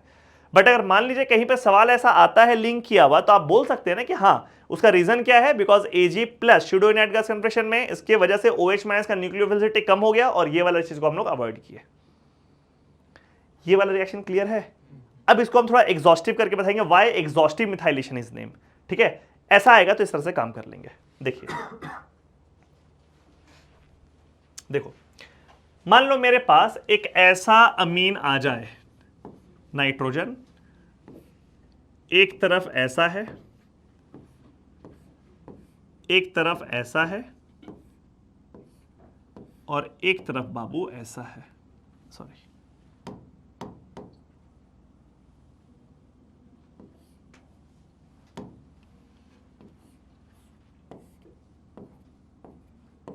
ठीक है, this is amine, I have 3 degree amine. ठीक है, अब इसमें हम सीक्वेंस में डालते जाएंगे। देखना, सबसे पहले हम डालेंगे इसमें CH3I। CH3I कैसा रिएक्शन होगा, देखो, ये लोन पेयर यहां पे अटैक किया, ये I यहां से निकल गया, सिंपल है, और ये बन गया ऐसा कुछ, नाइट्रोजन यहां पर लग गया CH3, ये ऐसे ऐसा है। ठीक है, और इस N पे चार्ज क्या आ जाएगा, वो प्लस। अगले स्टेप में हम इसमें डाल दिए AgOH। ठीक है, तो बताइए आप कि कौन सा पार्ट को हम इसमें NR3 प्लस लिविंग ग्रुप ले। ऊपर में तो बीटा है ही नहीं, यहां पे देखो, ये अल्फा ये बीटा, यहां पे ये अल्फा ये बीटा, यहां पे ये अल्फा ये बीटा। तो बीटा कौन कौन सा है, ये बीटा है, ये बीटा है, ये बीटा है, और ये बीटा है। कौन सा बीटा से H निकलेगा तीनों में? सबसे लेफ्ट, बिकॉज कार्बेनाइन का स्टेबिलिटी देखना था हम लोग को, तो कार्बेनाइन सबसे स्टेबल इसी में रहेगा। तो ये वाला बॉन्ड टूटा, बोलो, और यहां पे डबल बॉन्ड बन गया। सो पहला अल्कीन क्या बना बाबू, CH2 double bond CH2 ethene बना, और साथ में अब यहां क्या बचा, नाइट्रोजन, जिसमें एक लगा हुआ है CH3, दूसरा लगा हुआ है ये कंपाउंड, और तीसरा लगा हुआ है ये कंपाउंड, बोलिए, और यहां पे लोन पेयर है। अगले स्टेप में I will again react this with CH3I। आप लोगों को दिख रहा है क्या कर रहे हैं हम, इसी को बोल रहे हैं एग्जॉस्टिव मिथाइलेशन। बार बार मिथाइलेशन करेंगे जब तक कि उसमें सारा मिथाइल नहीं लग जाए। ठीक है, तो ये वाला लोन पेयर यहां अटैक किया, ये वाला I यहां से निकल गया, क्या बना, तो नाइट्रोजन CH3 CH3, ये ऐसे और यहां प्लस। फिर अगले स्टेप में जब इसमें हम AgOH डालेंगे, तो बताइए, इधर तो बीटा है नहीं, इधर बीटा है ही नहीं, यहां पे देखो अल्फा ये रहा बीटा, यहां पे अल्फा ये रहा बीटा, कौन सा बीटा निकलेगा, लेफ्ट राइट लेफ्ट, सबको दिख रहा है ना। तो यहां से ये वाला बॉन्ड टूटेगा, यहां अल्कीन बनेगा, तो इस स्टेप में बाबू प्रोपीन बन गया, बना, और वहां पर क्या बन गया, नाइट्रोजन, एक CH3। आपको आ रहा है उस समय लास्ट में क्या होने वाला है, ऐसा, और ये लोन पेयर। फिर क्या करें, जल्दी बोलो, CH3I के साथ रिएक्ट किए। अभी लास्ट में देखेंगे हम लोग किस तरह का सवाल पूछेगा। ऐसा निकल गया, और यहां पे फॉर्म कर गया नाइट्रोजन, ये आखिरी बार हो रहा है एलिमिनेशन, तो CH3 और ऐसा यहां प्लस चार्ज। फिर अगले स्टेप में जब इसमें हम AgOH डालेंगे, तो अब ये अल्फा ये बीटा पोजीशन एक ही बचा इसके पास, तो या तो कुछ बीटा है नहीं, तो ये बॉन्ड टूटा, यहां पे कौन सा अल्कीन बना, ये अल्कीन बना क्या, बोलिए, और यहां पर क्या लगा, प्लस N CH3 ऐसा, बोलो। अभी रिएक्शन नहीं रुका है, आपके पास CH3I तो है ना, तो CH3I आ गया, ये लोन पेयर यहां अटैक, यहां I निकल गया, क्या बना N CH3 CH3 CH3 CH3 और यहां प्लस। अब रिएक्शन रुकेगा। कब रिएक्शन रुकेगा? जब नाइट्रोजन में चारों अल्काइल CH3 लग जाएगा, तब रुक जाएगा, बिकॉज अल्काइल लगने के बाद तो कोई बीटा पोजीशन बचा ही नहीं उसके पास, इसीलिए इसको बोलते हैं एग्जॉस्टिव मिथाइलेशन। ठीक है, कि जितना मिथाइलेशन हो सकता है उतना करेंगे जब तक कि सारा अल्काइल मिथाइल नहीं लग जाए। क्लियर हुआ? पहले कौन सा अल्कीन बना, फिर कौन सा बना, फिर कौन सा बना, ये सीक्वेंस भी क्लियर है। ठीक है, अगर एग्जाम में सवाल पूछेगा आपसे कि इसमें कितना मोल CH3I कंज्यूम होगा, तो देखो एक यहां छोटा ही कर देते हैं, देखो कितना मोल कंज्यूम हो रहा है, 1 2 3, इसको भी काउंट करेंगे 4, लास्ट में जो मिथाइलेशन हो उसको भी काउंट करेंगे 4, और AgOH 3 बार खर्च हुआ है, दिखा है, जितना बार एलिमिनेशन उतना बार AgOH, और जितना बार मिथाइलेशन उतना बार CH3I। देखिए इस कंपाउंड में लिविंग ग्रुप अच्छा है, स्ट्रॉन्ग बेस डाल दिए, ठीक है, अल्कोहलिक KOH या RO- या NaNH2, तो यहां पर जो अल्कीन बनेगा वो यहां पर CH3 CH double bond CH और यहां CH3 ZF बन जाएगा। क्लियर है? ये वाला मैकेनिज्म क्या है? E2 है, और इसमें इस कार्बन पे, चाहे इस कार्बन पे कोई भी चार्ज नहीं आ रहा है, कोई भी कार्बन आयन या कार्बोकटायन कैरेक्टर आ रहा है क्या? नहीं। ठीक है, बीटा हाइड्रोजन आया, ये वाला H को निकाला, और साइमल्टेनियसली उसी स्टेप में ये लिविंग ग्रुप लीव कर गया और अल्कीन बन गया। क्या कार्बन पे कोई चार्ज आएगा? नहीं। बेस से लिविंग ग्रुप पे सीधा चार्ज ट्रांसफर कर जाता है। ठीक है, ये वाले केस में जो मेजर प्रोडक्ट बनेगा वो हॉफमैन बनेगा क्या? CH2 डबल बॉन्ड CH, यहां पर CH2 और इस जगह पर CH3। मैकेनिज्म इसका भी E2 ही होता है, नाम उसका E2 है, लेकिन उसका डिफरेंस क्या है मैकेनिज्म का ऊपर वाले और इस वाले में, कि इसमें ये जो कार्बन है, ये वाला carbon, carbon containing beta hydrogen, उस पे एक कार्बन आयन कैरेक्टर आता है डेल्टा माइनस। ठीक है, जिसके वजह से यहां पे Hofmann product will become major product. ये डिफरेंस था। इसमें नो कार्बन आयन कैरेक्टर, इसमें अ कार्बन आयन कैरेक्टर। ठीक है, नीचे एक कंपाउंड हम बनाए, इसमें देखो क्या होने वाला है, ध्यान दो। इस केस में क्या था बाबू? लिविंग ग्रुप खराब था, तो ये बेस आया और ये बेस क्या बोला, हम तो इस बीटा हाइड्रोजन को लेकर के जाएंगे। ठीक है, लेकिन उसका एसिडिक स्ट्रेंथ उतना कुछ शानदार नहीं था, तो बोला कि नहीं, हम ऐसे थोड़ी है कि पहले हम निकल जाएंगे और उसके बाद अगले स्टेप में लिविंग ग्रुप लीव करेगा, ऐसा नहीं होगा। हाँ, हम ये कह सकते हैं कि हम पहले निकलना चालू कर देंगे, लेकिन लिविंग ग्रुप लीव उसी स्टेप में करेगा, बिकॉज हम इसलिए E2 हुआ, एक ही स्टेप में हो गया था काम। ये अलग बात है कि हाइड्रोजन का निकलना पहले स्टार्ट हो गया था, लिविंग ग्रुप का निकलना थोड़ा देर के बाद स्टार्ट हुआ। डन है ये? इस केस में देखो क्या हो रहा है, अब यहां पे फ्लोरीन लगा हुआ है, फिर से bad leaving group again, and this carbon containing beta hydrogen is attached to NO2 which is a strong electron withdrawing group. इस वजह से इस हाइड्रोजन का एसिडिक स्ट्रेंथ बढ़ गया।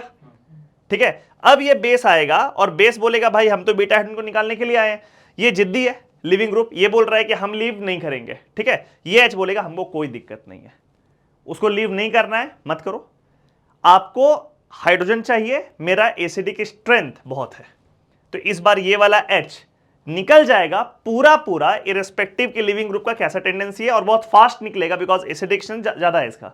H खट से निकल जाएगा, और जब H पूरा निकल जाएगा तो यहां पे गोटा कार्बन आयन बनेगा। तीनों में डिफरेंस समझना। इस केस में हम लोग क्या बोलेंगे? No carbanion, no carbanion. आ रहा है समझ में? सेकेंड केस में क्या बोलेंगे हम लोग?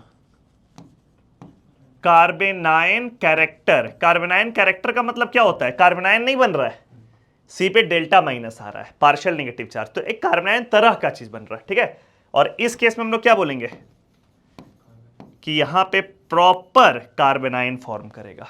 ठीक, क्या इसका मैकेनिज्म चलेगा? देखो, बेस डाले, ये वाला H निकल जाएगा एसिड बेस करके, यहां पे क्या बनेगा देखो, NO2 बगल में बाबू CH lone pair minus charge, उसके बगल में CH और यहां पे फ्लोरीन, और फिर यहां पर CH2 और यहां CH3, सही जा रहे हैं।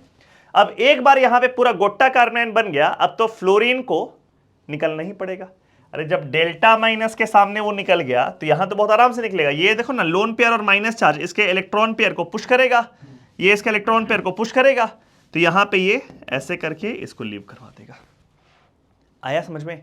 मतलब जब इस जगह पे F निकल जा रहा था तो यहां पे तो F का निकलने का टेंडेंसी और बढ़ गया, बिकॉज इलेक्ट्रॉन डेंसिटी बगल में ज्यादा है, वो इलेक्ट्रॉन को पुश करेगा, लीविंग ग्रुप को लीव करा देगा, और इसका प्रोडक्ट क्या बना यहां पे, तो NO2 और यहां पर CH डबल बॉन्ड CH, और इस कार्बन से लगा हुआ है C2H5। बोलो समझ में आया?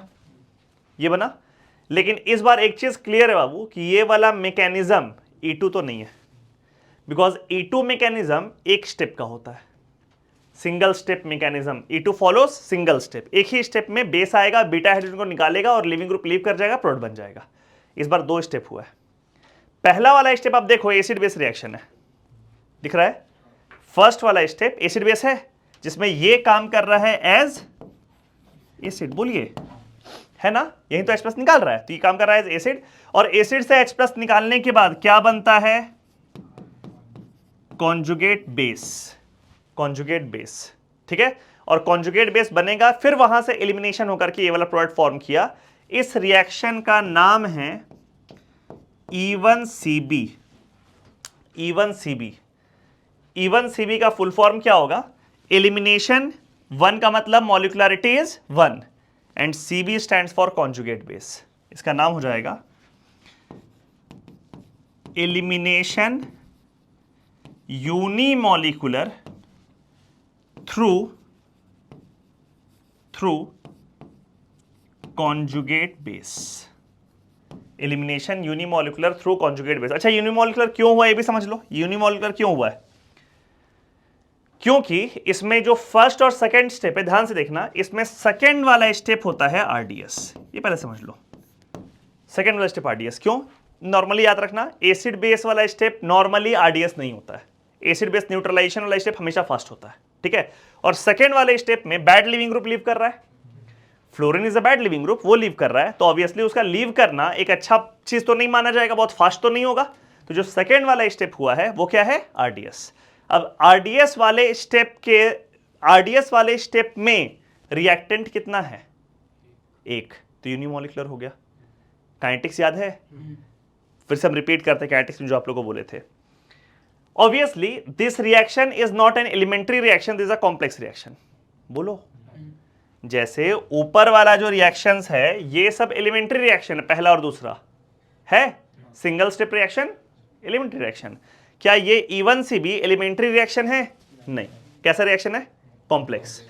कॉम्प्लेक्स रिएक्शन का एज सच मॉलिक्युलरिटी डिफाइंड नहीं होता है, कुछ याद आया? कॉम्प्लेक्स रिएक्शन का एज सच मॉलिक्युलरिटी डिफाइंड नहीं होता है, पढ़ाए थे ऐसा, बट उसमें एक क्लॉज दिए थे हम, if mechanism is not defined.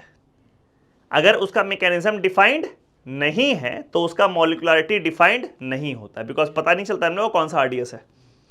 लेकिन अगर उसका मैकेनिज्म डिफाइंड है तो एक बात पक्का है कि उसका मॉलिक्युलरिटी RDS वाले स्टेप का मॉलिक्युलरिटी होता है।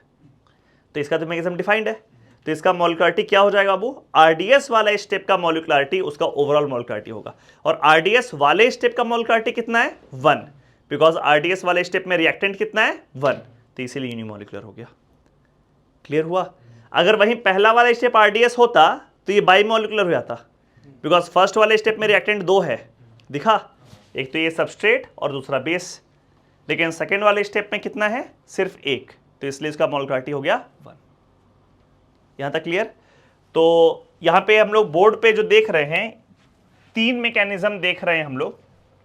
पहला मैकेनिज्म है E2 with a good living group that results in formation of Zef product and no carbanion character is formed in any transition state। पक्का? बीच वाला जो हम लोग रिएक्शन देख रहे हैं दिस इज अगेन E2। हिसाब से तो इसको कुछ और नाम होना चाहिए, ठीक है, बिकॉज मैकेनिज्म अलग है, बट E2 ही नाम इसका है। तो सेकेंड वाला is again E2 in presence of bad leaving group, और बैड लिविंग ग्रुप वाले केस में generally Hofmann product is major product because there is carbanion character in the transition state. And major product is governed by stability of that carbon ion. इस बात हम लोग कर चुके थे। Both the reaction are single step, they are called E2 elimination बाई मॉलिकुलर। उसका मॉलिक्युलरिटी कितना है? 2। तीसरा वाला जो रिएक्शन है, third reaction, this is called E1CB। E1CB is elimination unimolecular through conjugate base. Conjugate base के थ्रू ना जा रहा है, थ्रू कॉन्जुगेट बेस। इसमें क्या होता है, कब होता है E1CB? ऊपर वाला दोनों कब होता है? क्लियर है? देखना, सबस्ट्रेट में अच्छा लिविंग ग्रुप और तगड़ा बेस E2, सबस्ट्रेट में खराब लिविंग ग्रुप और तगड़ा base again E2, but that E2 with a carbanion character. ठीक, ये कौन सा है? देखो E1CB के लिए कंडीशन देखना, बेस तगड़ा होना चाहिए पहला, ठीक, लिविंग ग्रुप बैड होना चाहिए। अगर लिविंग ग्रुप तगड़ा होगा तो फिर सेकेंड वाले स्टेप में क्यों लीव करेगा? पहला ही वाले स्टेप में लीव कर जाएगा। तो बेस तगड़ा होना चाहिए, स्ट्रॉन्ग बेस, वही 3 बेस। लिविंग ग्रुप कैसा होना चाहिए? खराब। ठीक है, अभी लिख देंगे तीनों पॉइंट हम। और तीसरा कंडीशन है beta hydrogen containing carbon should be attached to a strong electron withdrawing group. वो होगा तभी ना उसका एसिडिकेशन बढ़ेगा और वहां पहला स्टेप में कॉन्जुगेट बेस बनेगा। और फिर ये वाला मैकेनिज्म फॉलो होगा कि पहले कॉन्जुगेट बेस बना और अगले स्टेप में लिविंग ग्रुप लीव किया, and that step is RDS, और फाइनली एलिमिनेशन हो गया। 2 स्टेप का मैकेनिज्म है। क्लियर हो रहा है? बीटा कार्बन पे गोटा माइनस चार्ज यानी कार्बोनाइन बन रहा है, दिख रहा है? सेकेंड वाला स्टेप RDS है जिसमें लिविंग ग्रुप लीव कर रहा है, बैड लिविंग ग्रुप। ठीक है, और ओवरऑल रिएक्शन का मॉलिक्युलरिटी कितना है? 1। अभी हम लोग एक पढ़ लेते हैं पहले E1 मैकेनिज्म, फिर सबको एक बार समराइज करेंगे। E1 mechanism, elimination unimolecular, CH3 CH Cl और यहां पे लगा दिए CH3।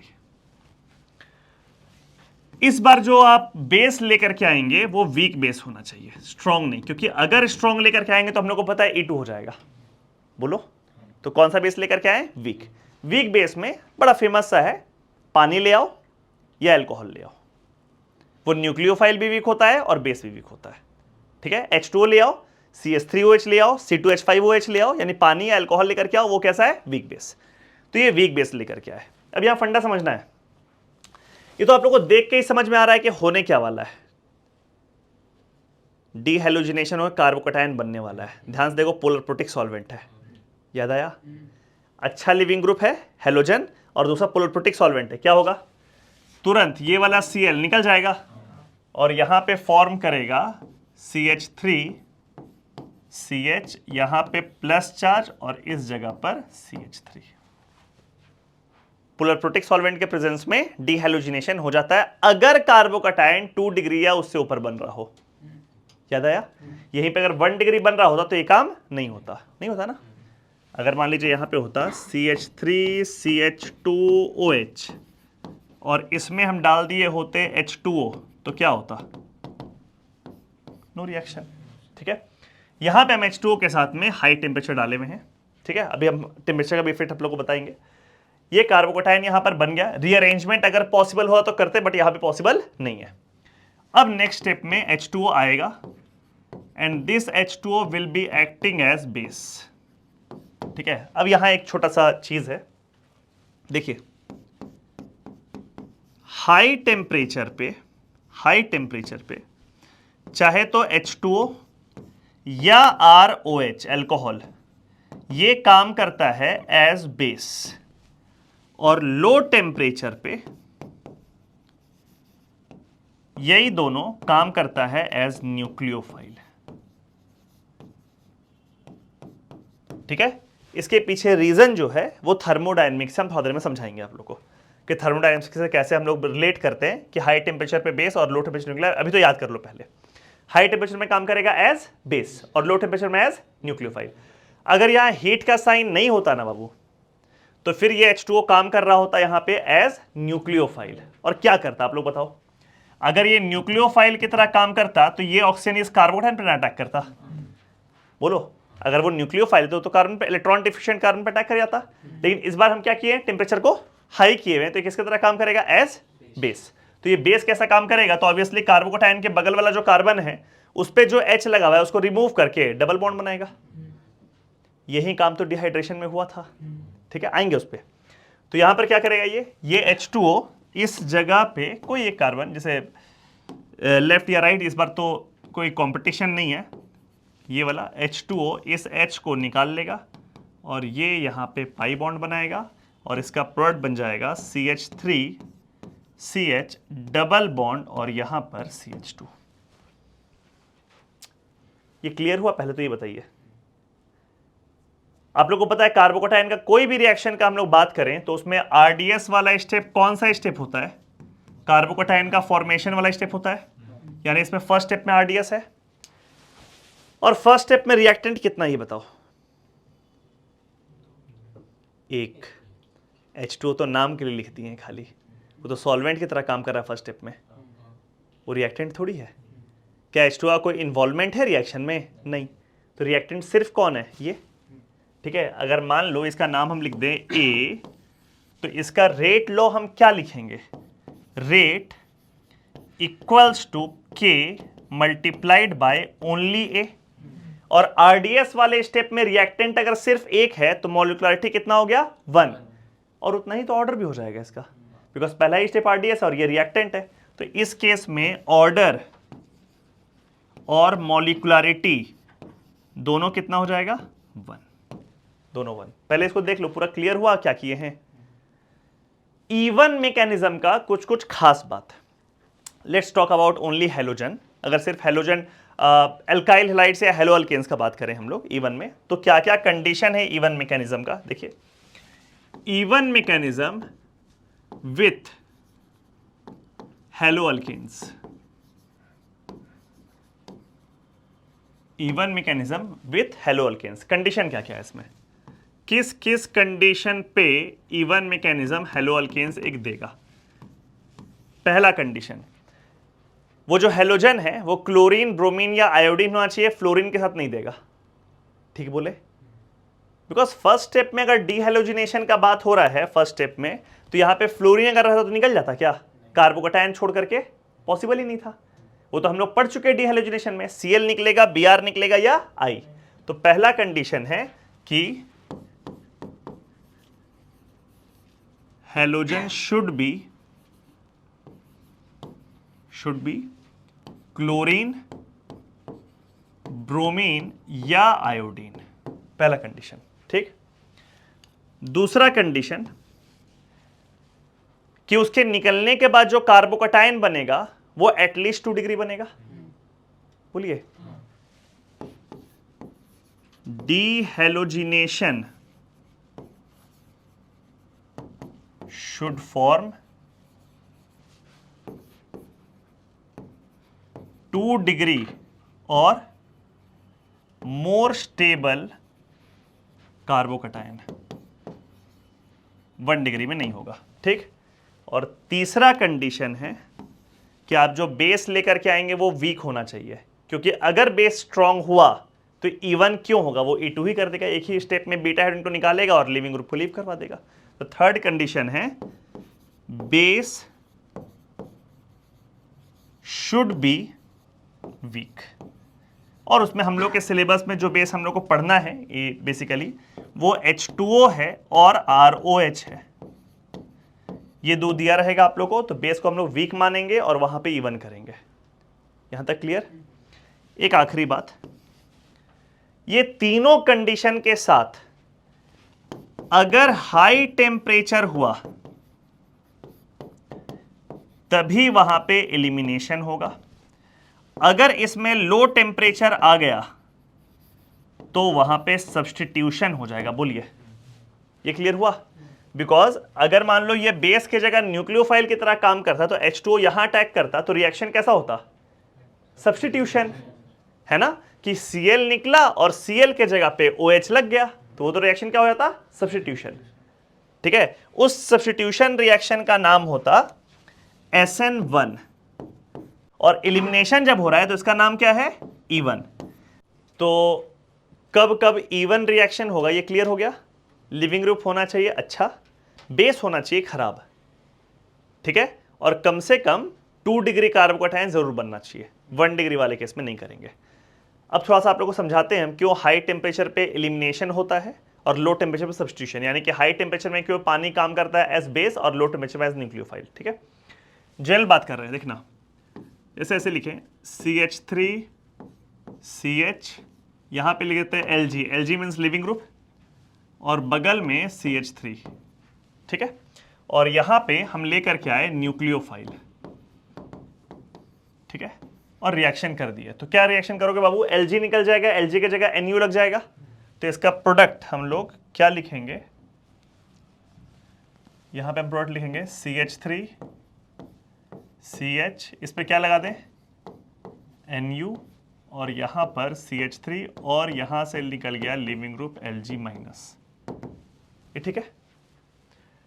अगर हम लोग एलिमिनेशन रिएक्शन किए होते तो इसी में हम लोग क्या लिखे होते, यहां पर तो Lg ही लिखते CH3, लेकिन यहां पर न्यूक्लियोफाइल के जगह क्या लिखे होते, बेस B माइनस, बोलो, और फिर इसका जो प्रोडक्ट है, प्रोडक्ट ध्यान देना, प्रोडक्ट ऐसा लिखे होते कि इसमें एक अल्कीन बना दिए होते, CH डबल बॉन्ड CH2, बोलो आ रहा है समझ में, साथ में वो बेस एक हाइड्रोजन बीटा हाइड्रोजन लेके निकल जाता, और साथ में एक लिविंग ग्रुप तो निकल ही जाता माइनस। बोलो, ये तो आप लोग क्लियर होगा कि ऊपर वाला रिएक्शन, ये रिएक्शन क्या है, सब्स्टिट्यूशन, और ये रिएक्शन क्या है, एलिमिनेशन। ठीक है, देखिए गौर से, ऊपर वाले रिएक्शन में डेल्टा N का वैल्यू 0 है और नीचे वाले केस में डेल्टा N का वैल्यू पॉजिटिव है। दिख रहा है क्या, डेल्टा N का मतलब होता है नंबर ऑफ मोल्स बढ़ रहा है कि घट रहा है, यानी कि प्रोडक्ट माइनस रिएक्टेंट का स्टोइकोमेट्रिक कोएफिशिएंट। इस केस में इधर 1 मोल, इधर 1 मोल, 2 मोल आया, और प्रोडक्ट में भी 2 मोल बन गया, तो डेल्टा N क्या हो गया, 0। इस केस में रिएक्टेंट में 2 मोल आया लेकिन प्रोडक्ट में 3 मोल बन गया, तो डेल्टा N क्या हो गया, पॉजिटिव। क्लियर है ये चीज। अब यहां देखो, delta G is equal to delta H minus T delta S होता है, बोलिए ये होता है, और किसी भी रिएक्शन के फिजिबिलिटी के लिए डेल्टा G नेगेटिव होना चाहिए। ठीक है, अब इन दोनों का डिसाइडिंग फैक्टर टेम्परेचर के ऊपर अगर हम लोग बात करें तो T delta S will deciding factor. ठीक है, अच्छा डेल्टा N अगर 0 है तो इंप्लाइज कर सकते हैं कि डेल्टा S भी अप्रोक्सीमेटली 0 होगा, पढ़ाए हुए आप लोग को। ठीक है, और यहां डेल्टा N अगर पॉजिटिव है तो इसमें हम लोग क्या लिख सकते हैं, इंप्लाइज डेल्टा S भी पक्का पॉजिटिव होगा। ठीक है, अब सोचो, सब्स्टिट्यूशन रिएक्शन का जब बात कर रहे हैं तो डेल्टा S तो 0 हो गया, तो इसके जगह अगर 0 पुट कर दिए तो ये तो पूरा टर्म गायब हो गया, यानी कि delta G is dependent only on delta H। Temperature का तो इफेक्ट गायब कर दिया ना पूरा, टेम्परेचर कोई इफेक्ट नहीं है, पक्का। लेकिन अगर एलिमिनेशन का हम बात करें तो डेल्टा S क्योंकि पॉजिटिव है तो ये डेल्टा S पॉजिटिव, तो T डेल्टा S पॉजिटिव, और यहां माइनस साइन है, तो जैसे जैसे आप तापमान को बढ़ाएंगे ये T डेल्टा S का टर्म बड़ा होगा और डेल्टा G का वैल्यू कम होगा। कुछ दिखा कि जब लो टेम्परेचर पे बात कर रहे हैं हम लोग तो वैसे केस में substitution is more favourable low temperature में, बिकॉज लो टेम्परेचर में एलिमिनेशन फेवरेबल नहीं है। टेम्परेचर का वैल्यू अगर बहुत कम कर देंगे हम लोग, दिख रहा है, तो वैसे केस में फिर वो फेवरेबल नहीं है, फिर कौन फेवरेबल है, सब्स्टिट्यूशन। वैसे भी आप ध्यान से देखो बाबू, सब्स्टिट्यूशन में क्या हो रहा है, एक बॉन्ड टूट रहा है, एक बॉन्ड बन रहा है, और एलिमिनेशन में बॉन्ड ज्यादा टूट रहा है। ये दिखा क्या, देखो एलिमिनेशन रिएक्शन में क्या हो रहा है यहां पे कि ये वाला बॉन्ड टूट करके निकल जा रहा है, यानी कि बॉन्ड टूट कौन सा रहा है यहां पे, सिग्मा, और बॉन्ड बन कौन सा रहा है, पाई, और इस केस में सिग्मा टूट रहा है और सिग्मा ही बन रहा है। ठीक है, जैसे जैसे टेम्परेचर बढ़ रहा है वैसे वैसे एलिमिनेशन की तरफ रिएक्शन क्यों फेवरेबल हो रहा है, ये क्लियर हो रहा है, because as you increase temperature this T increases and for elimination this delta S is positive, तो this T delta S overall increases and due to this negative sign delta G will become more and more negative। ठीक है, तो as temperature increases the reaction shifts from substitution to elimination। Substitution को मोटा मोटी तापमान से कुछ खास फर्क नहीं पड़ रहा है, लेकिन एलिमिनेशन में तापमान बढ़ने के साथ एलिमिनेशन का फेवरेबल होने का चांसेस भी इंक्रीज कर रहा है। बेस, और यहां पे लिख देते हैं हम leaving group, base leaving group. Base है मान लीजिए स्ट्रॉन्ग, और लिविंग ग्रुप भी है अच्छा। Strong base plus good leaving group equal to E2। बोलिए, बेस हो गया स्ट्रॉन्ग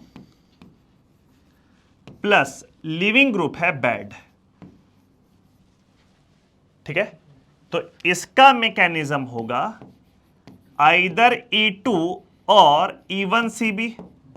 बोलो, मतलब E2 क्या बोलेंगे, E2 स्टार बोलेंगे उसको, कार्बन आयन कैरेक्टर प्लस, या फिर E1CB अगर वो बीटा कार्बन से strong electron withdrawing group attached है तो, ठीक। तीसरा है कि आपका जो बेस है ये हो गया weak base plus leaving group जो है वो गुड है। तो अब यहां पे क्या हो जाएगा, E1 होगा, E1, ठीक है, प्रोवाइडेड कि आपका कार्बोकैटायन 2 डिग्री बन जाए, ठीक है। और चौथा केस है कि बेस भी हो गया वीक और लिविंग ग्रुप भी हो गया खराब, इक्वल्स टू नो रिएक्शन। सारा कॉम्बिनेशन क्लियर अभी तक का? कौन कौन सा एलिमिनेशन पढ़ लिए हम लोग? E2 पढ़े, E2 स्टार पढ़े which is E2 with bad leaving group, E1CB पढ़े और E1 पढ़े। Elimination unimolecular that involves formation of carbocation. क्या क्या डिफरेंस है फटाफट देखा जाए। E2 में सिंगल स्टेप, इसमें लिखते जाते हैं, बाकी सब बोलेंगे सिंगल स्टेप, सही है।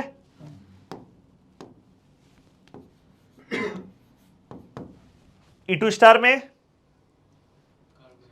अरे स्टेप पूछ रहे हैं, सिंगल स्टेप। E1CB में 2 स्टेप, E1 में 2 स्टेप, 2 स्टेप, मल्टीपल स्टेप्स, ठीक, स्टेप हो गया। फिर इसमें नो इंटरमीडिएट, बोलो नो इंटरमीडिएट, पक्का है। E2 में स्टार में भी no intermediate but transition state has carbanion character, ठीक। E1CB में कार्बेनाइन इंटरमीडिएट, E1CB में क्या लिखेंगे, कार्बेनाइन इंटरमीडिएट। और E2 स्टार में आप क्या लिखोगे, carbanion character in transition state, बोलो carbanion character in transition state. और E1CB में कार्बेनाइन इंटरमीडिएट, E1 में क्या लिखेंगे, कार्बोकैटायन इंटरमीडिएट, आ रहा है समझ में। तो कार्बोकैटायन वाला ही मिल गया, कार्बेनाइन वाला भी मिल गया, कार्बेनाइन कैरेक्टर भी मिल गया, और पहला वाला में कुछ भी नहीं है, कोई चार्ज ही नहीं आ रहा है कार्बन में। एलिमिनेशन इंट्रामोलिकुलर, शॉर्ट में बोलेंगे उसको EI। जैसे E1 हो गया, E2 हो गया, E1CB हो गया, इसका नाम क्या है, EI, एलिमिनेशन इंट्रामोलिकुलर। इसमें क्या खासियत है ना, इसमें एलिमिनेशन करने के लिए या बीटा हाइड्रोजन को निकालने के लिए बेस अलग से नहीं आएगा, बिकॉज रिएक्शन कैसा है बाबू, इंट्रामोलिकुलर। तो उसी मॉलिक्यूल में कोई एक पार्ट होगा जो बेस के जैसा काम करेगा। इसमें हम लोग के सिलेबस हम लोग को 2 केस पढ़ना है, वो 2 केस आप याद करके रखेंगे कि ये कहीं पर भी दिखेगा, हीट का साइन दिखेगा, EI कर देंगे हम लोग, ठीक है। पहला रिएक्शन है इसका एलिमिनेशन इंट्रामोलिकुलर का, पायरोलिसिस ऑफ ईस्टर। पायरोलिसिस का मतलब होता है हीटिंग, हीट करने के वजह से अगर बॉन्ड टूट करे कोई रिएक्शन हो जाए, that reaction is called pyrolysis, ठीक है। देखो क्या होने वाला है, एक ईस्टर लेकर के आ रहे हैं, CH3C double bond O CH2 and CH3, ये एक ईस्टर है, ठीक है। इस ईस्टर में एक पार्ट तो होता है जो इसका मेन चेन वाला पार्ट होता है, और दूसरा होता है इसका अल्कोक्सी वाला पार्ट, ये वाला पार्ट, ठीक है। तो जो अल्कोक्सी वाला अल्काइल पार्ट आपको दिख रहा है, वो अल्काइल से आप गिनना शुरू करो अल्फा बीटा। जैसे कि ये ऑक्सीजन जो है, ये है मान लीजिए लिविंग ग्रुप, तो ये वाला कार्बन, उसके जस्ट बगल वाला कार्बन अल्फा, और उसके जस्ट बगल वाला कार्बन क्या हो गया, बीटा। तो ये वाला H को हम लोग बोलेंगे बीटा हाइड्रोजन, क्लियर है। अगर मान लीजिए इसके जगह सिर्फ ये CH3 होता तो हम बोलते कि उसके पास बीटा हाइड्रोजन है ही नहीं, वहां पे पायरोलिसिस नहीं होगा। तो ये वाला O काम करेगा एज लिविंग ग्रुप, और बाबू ये वाला जो O है ना वो काम करेगा एज बेस। सिर्फ आपको इस केस में हीट का साइन दिया हुआ है अगर, तो आप रिएक्शन में क्या प्रोडक्ट लिखेंगे ध्यान से देखना। कंडीशन पहले देख लेना पैरेललिस होने के पहले कि O जो है उससे जुड़ा हुआ जो अल्काइल है उसमें कम से कम 2 कार्बन तो होना चाहिए। उसे पहला वाला कार्बन अल्फा है, दूसरा वाला कार्बन बीटा है, और उस बीटा कार्बन पे कम से कम एक H होना चाहिए। ठीक है, सिर्फ हीट कर दिए, कैसा होगा रिएक्शन देखिए, ये किस तरीके से अपने आप को अलाइन करेगा, ध्यान देना। CH3 C double bond O, यहां पे है O, ये हो गया CH2 ये वाला, और CH3 में CH2 को ऐसे लिखेंगे और H को ऐसे लिखेंगे। ठीक है, ये ऑक्सीजन का लोन पेयर इस H पे अटैक करेगा, ध्यान से देखते जाना। ये वाला पाई बॉन्ड ऊपर टूटेगा, ये वाला ऑक्सीजन का लोन पेयर यहां बैक बॉन्डिंग करेगा साइमल्टेनियसली, और ये हाइड्रोजन का जो शेयर्ड इलेक्ट्रॉन है वो इधर जाएगा, ये वाला बॉन्ड इधर टूट जाएगा। पर देख लो बड़ा बढ़िया सारा बॉन्ड क्लियर है ना, क्या क्या हो रहा है। ये ऑक्सीजन का लोन पेयर H+ ले लिया, ये सिग्मा इलेक्ट्रॉन यहां पाई बना दिया, ये वाला बॉन्ड टूट के O पे गया, या सीधे यहां पे आप लेके जा सकते हैं, और यहां पे बैक बॉन्डिंग हो गया। ठीक है, क्या बनेगा यहां पे देखो तो, ऐसा होने से बीच में एक 6 मेंबर्ड साइक्लिकल ट्रांजिशन स्टेट दिख रहा है। ठीक है, प्रोडक्ट क्या बनेगा ये देखो। सबसे पहले ध्यान देना, ये वाला कार्बन और ये वाला कार्बन अल्कीन बना दिया है, क्योंकि ये भी बॉन्ड टूट गया, ये भी बॉन्ड टूट गया, यहां पे डबल बॉन्ड आ गया। ठीक है, तो एक तो आपका बन गया CH2 डबल बॉन्ड CH2 बोलो प्लस, इस तरह ध्यान से वो कार्बोक्सिलिक एसिड बना है, CH3 C double bond O, और यहां ऊपर OH, तो यहां पे साथ में बन गया CH3 COOH। ठीक है, इस रिएक्शन में बेस वेस कहीं अलग से नहीं आया है, विद इन द मॉलिक्यूल जो होना है हुआ है, अल्कीन का फॉर्मेशन हुआ है, इसको क्या बोलेंगे हम लोग, EI, एलिमिनेशन इंट्रामोलिकुलर। सिंपल सा रिएक्शन है बाबू, ऐसा कुछ बहुत कॉम्प्लेक्स सा नहीं है, बेसिक सा रिएक्शन है। सिर्फ आपको क्या ध्यान देना है कि ये ईस्टर में इधर अल्काइल में 2 कार्बन का होना जरूरी है।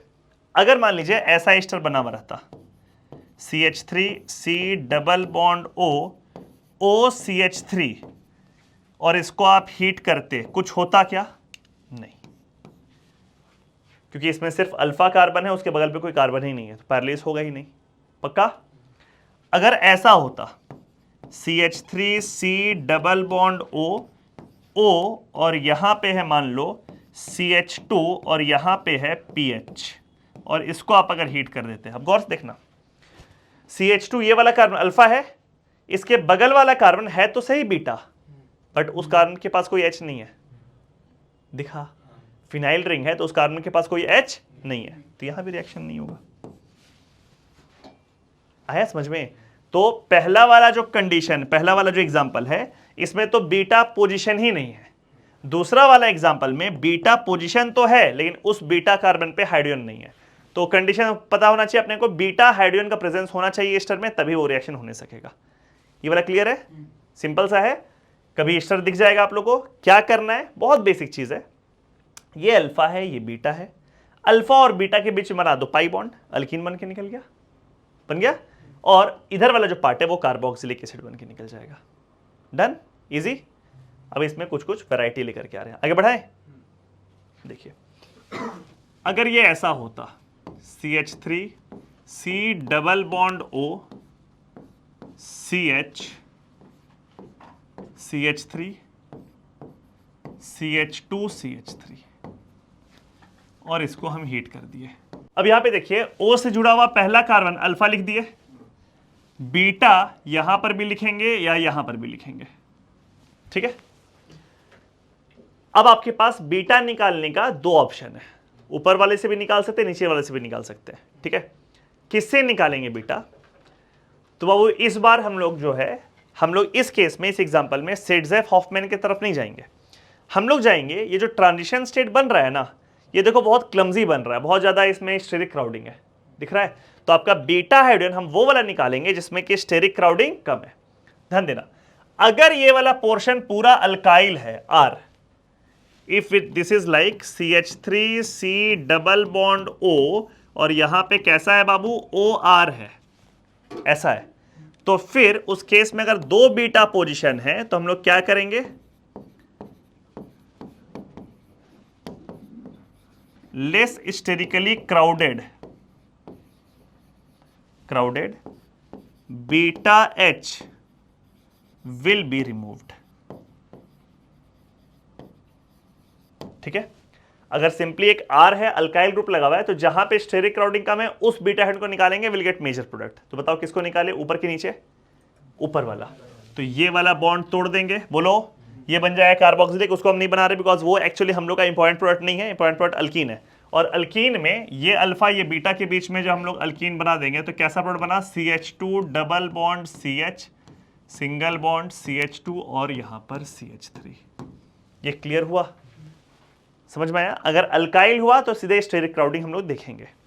लेकिन अगर मान लीजिए ऐसा होता, CH3 C double bond O CH CH3 और यहां पर CH2PH। अब ये तो ये फॉर्म नहीं ना है, बोलो। अरे ये R का मतलब क्या होता है, बेसिक अल्काइल ग्रुप है ना, CnH2n+1, वो फॉर्म तो नहीं। एक लग गया, पीएच लग गया। अब इसको अगर हम लोग हीट करेंगे तो हम लोग स्टेरिक क्राउडिंग सिर्फ तब तक देखेंगे ना बाबू जब तक कि रेजोनेंस नहीं आ रहा है। जैसे इस केस में यहां पे अल्कीन बनाओ या यहां पे अल्कीन बनाओ, रेजोनेंस तो कहीं नहीं आ रहा है, तो उस केस में हम लोग स्टेरिक क्राउडिंग देख के काम कर लिए, ठीक है। लेकिन यहां पे मेरे को दिख रहा है कि अगर ये वाला H निकालोगे तो अल्कीन यहां बनेगा, और अगर ये वाला H निकालोगे तो अल्कीन यहां बनेगा, और अगर अल्कीन यहां बन गया तो पीएच के साथ कॉन्जुगेशन में चला जाएगा। समझ में आया? तो यहां पे जो मेजर प्रोडक्ट बनेगा वो कौन सा बन जाएगा, pH CH double bond CH और यहां पर CH3। क्या दोनों में डिफरेंस है? अगर यहां सिर्फ अल्काइल ग्रुप होगा तो हम लोग स्टेरिक क्राउडिंग के तरफ जाकर के फोकस करेंगे, उसके हिसाब से मेजर प्रोडक्ट बनाएंगे। और इस केस में हम लोग का जो मेजर प्रोडक्ट है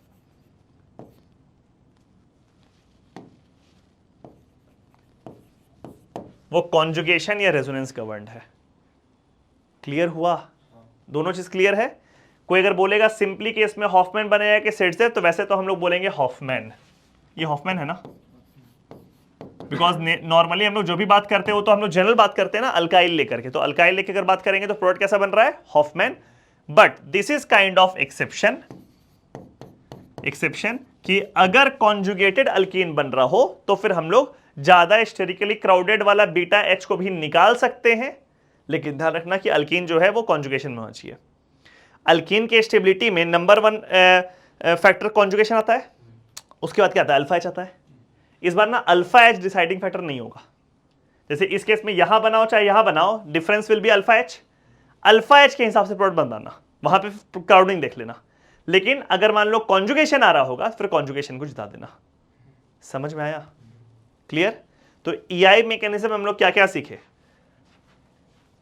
बेसिक मैकेनिज्म एक स्टेप में हो रहा है, एक स्टर दिया हुआ रहेगा, हीट का साइन बना हुआ रहेगा, आप अल्कीन बना लेंगे, हो जाएगा।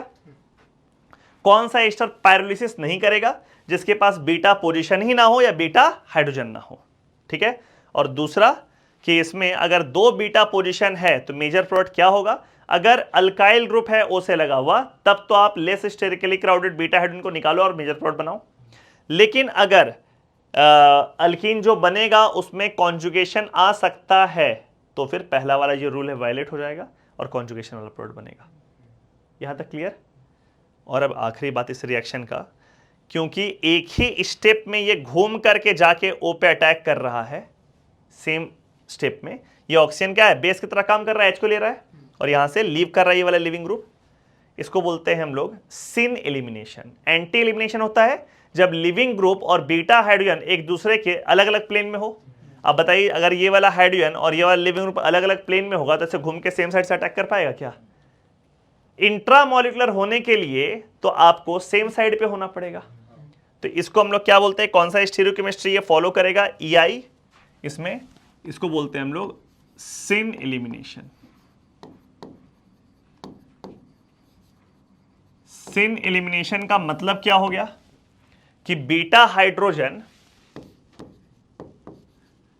And leaving group both should B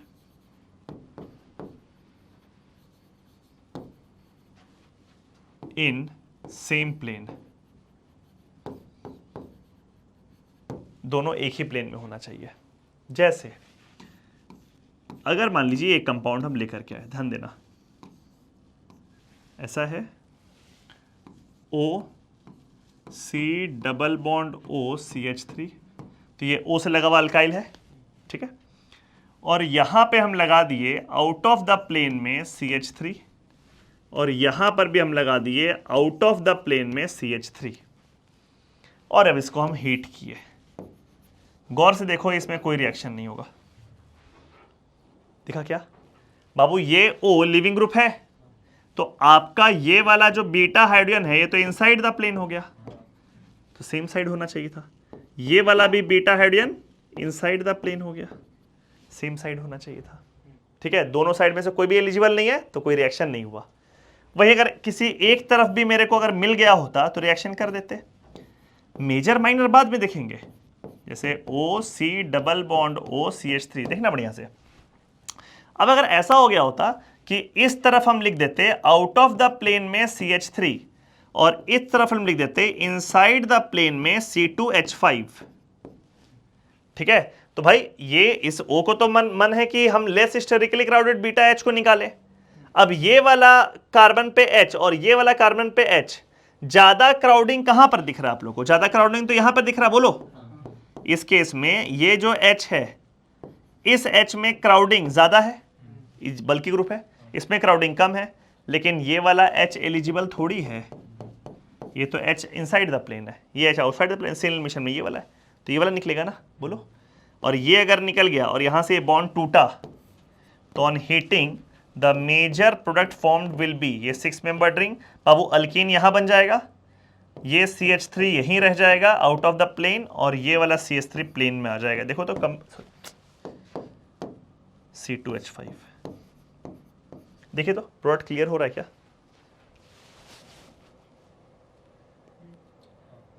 clear हो प्रोडक्ट? ये वाला CH3 out of the plane था, क्योंकि वो कार्बन sp3 का sp3 रह गया, तो ये आउट ऑफ द प्लेन ही छोड़ देंगे इसको, बोलो। और वो वाला जो कार्बन है, वो वाला H तो निकल गया, ये O निकल गया, यहां डबल बॉन्ड बन गया। जब वहां डबल बॉन्ड बन गया तो बाबू ये वाला कार्बन तो sp2 हो गया ना, तो इसलिए उसी प्लेन में आ गया C2H5, प्लेन नहीं चेंज किया। क्लियर है? ये 3-4 बात था इसका EI का, सारा क्लियर है, बोलो। मैकेनिज्म क्लियर, कौन ईस्टर देगा कौन नहीं देगा ये भी क्लियर। अल्काइल रहेगा अगर O से जुड़ा हुआ तो कौन मेजर रहेगा प्रोडक्ट, वो भी क्लियर। और अगर रेजोनेंस आएगा तो क्या होगा, और स्टीरियोकेमिस्ट्री तो खैर सबसे इंपॉर्टेंट है ही, उसको फॉलो करना है हम लोग को, ठीक है। हाँ, स्टीरियोकेमिस्ट्री में फिर मान लो कि अगर ऐसा होता, किसी केस में ऐसा कंपाउंड हो जाता कि यहां पे ऐसे O C double bond O CH3 ऐसा रहता, और इस जगह भी हम लिख देते इनसाइड द प्लेन में CH3, और यहां पे भी लिख देते हम इनसाइड द प्लेन में C2H5, ठीक है। तो अब यहां पे जो H लगा हुआ है वो भी एलिजिबल है, और यहां जो H लगा वो भी एलिजिबल है, तो फिर इसको निकाल लेता, स्टेरिक क्राउडिंग कम करके कर लोगे ना, इसको हीट करेंगे तो फिर। तो ध्यान रखना अपने को कहां पे क्या निकलने वाला है, ठीक। EI में हम लोग को 2 रिएक्शन पढ़ना है, एक था पायरोलिसिस ऑफ ईस्टर जो हो गया, सेकंड है pyrolysis of 3 degree Amin oxide. Pyrolysis of 3 degree Amin oxide, इसी का दूसरा नाम होता है कोप्स एलिमिनेशन।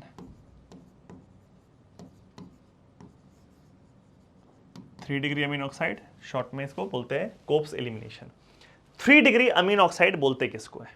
देखिए, नाइट्रोजन, और इसमें ऐसा है कि पहले 3 डिग्री है तो 3 आपका अल्काइल ग्रुप हो जाएगा, और अमीन ऑक्साइड एक ना ऐसा कोऑर्डिनेट बॉन्ड O के साथ रहता है, और यहां पे जो अल्काइल है CH3 CH3, लेकिन बाबू अगर तीनों CH3 डाल देंगे तो रिएक्शन होगा ही नहीं, बिकॉज बीटा कार्बन बचेगा ही नहीं।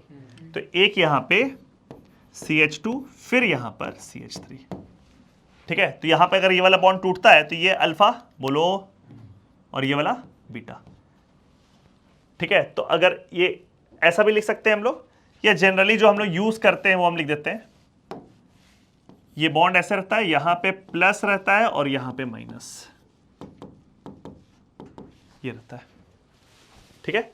This compound is 3 degree Amin oxide, ठीक है। कोई एक तरफ अल्काइल में इथाइल तो होना जरूरी है, अगर तीनों में इथाइल होगा तो रिएक्शन करेगा क्या? नहीं। जैसे अगर मान लो यहां पे ऐसे रहता कि, समझ गए ना, यहां भी CH3 और यहां भी CH3 अगर हो गया तो फिर रिएक्शन नहीं करेगा, एक तो बीटा होना चाहिए। कभी कभी ये वाला देगा और यहां पे सीधे हीट का साइन दे देगा आपको और बोलेगा प्रोडक्ट बनाइए, करेंगे अभी सीख जाएंगे। कई बार इसको बनाने के लिए बोलेगा और वहां से रिएक्शन शुरू करेगा। बहुत सिंपल सा होता है, जैसे एक नाइट्रोजन लेकर के आए और उस पर 3 अल्काइल लगा हुआ है, CH3 एंड C2H5 इस 3 डिग्री अमीन, बोलो। और इस 3 डिग्री अमीन को H2O2 से रिएक्ट कर दो,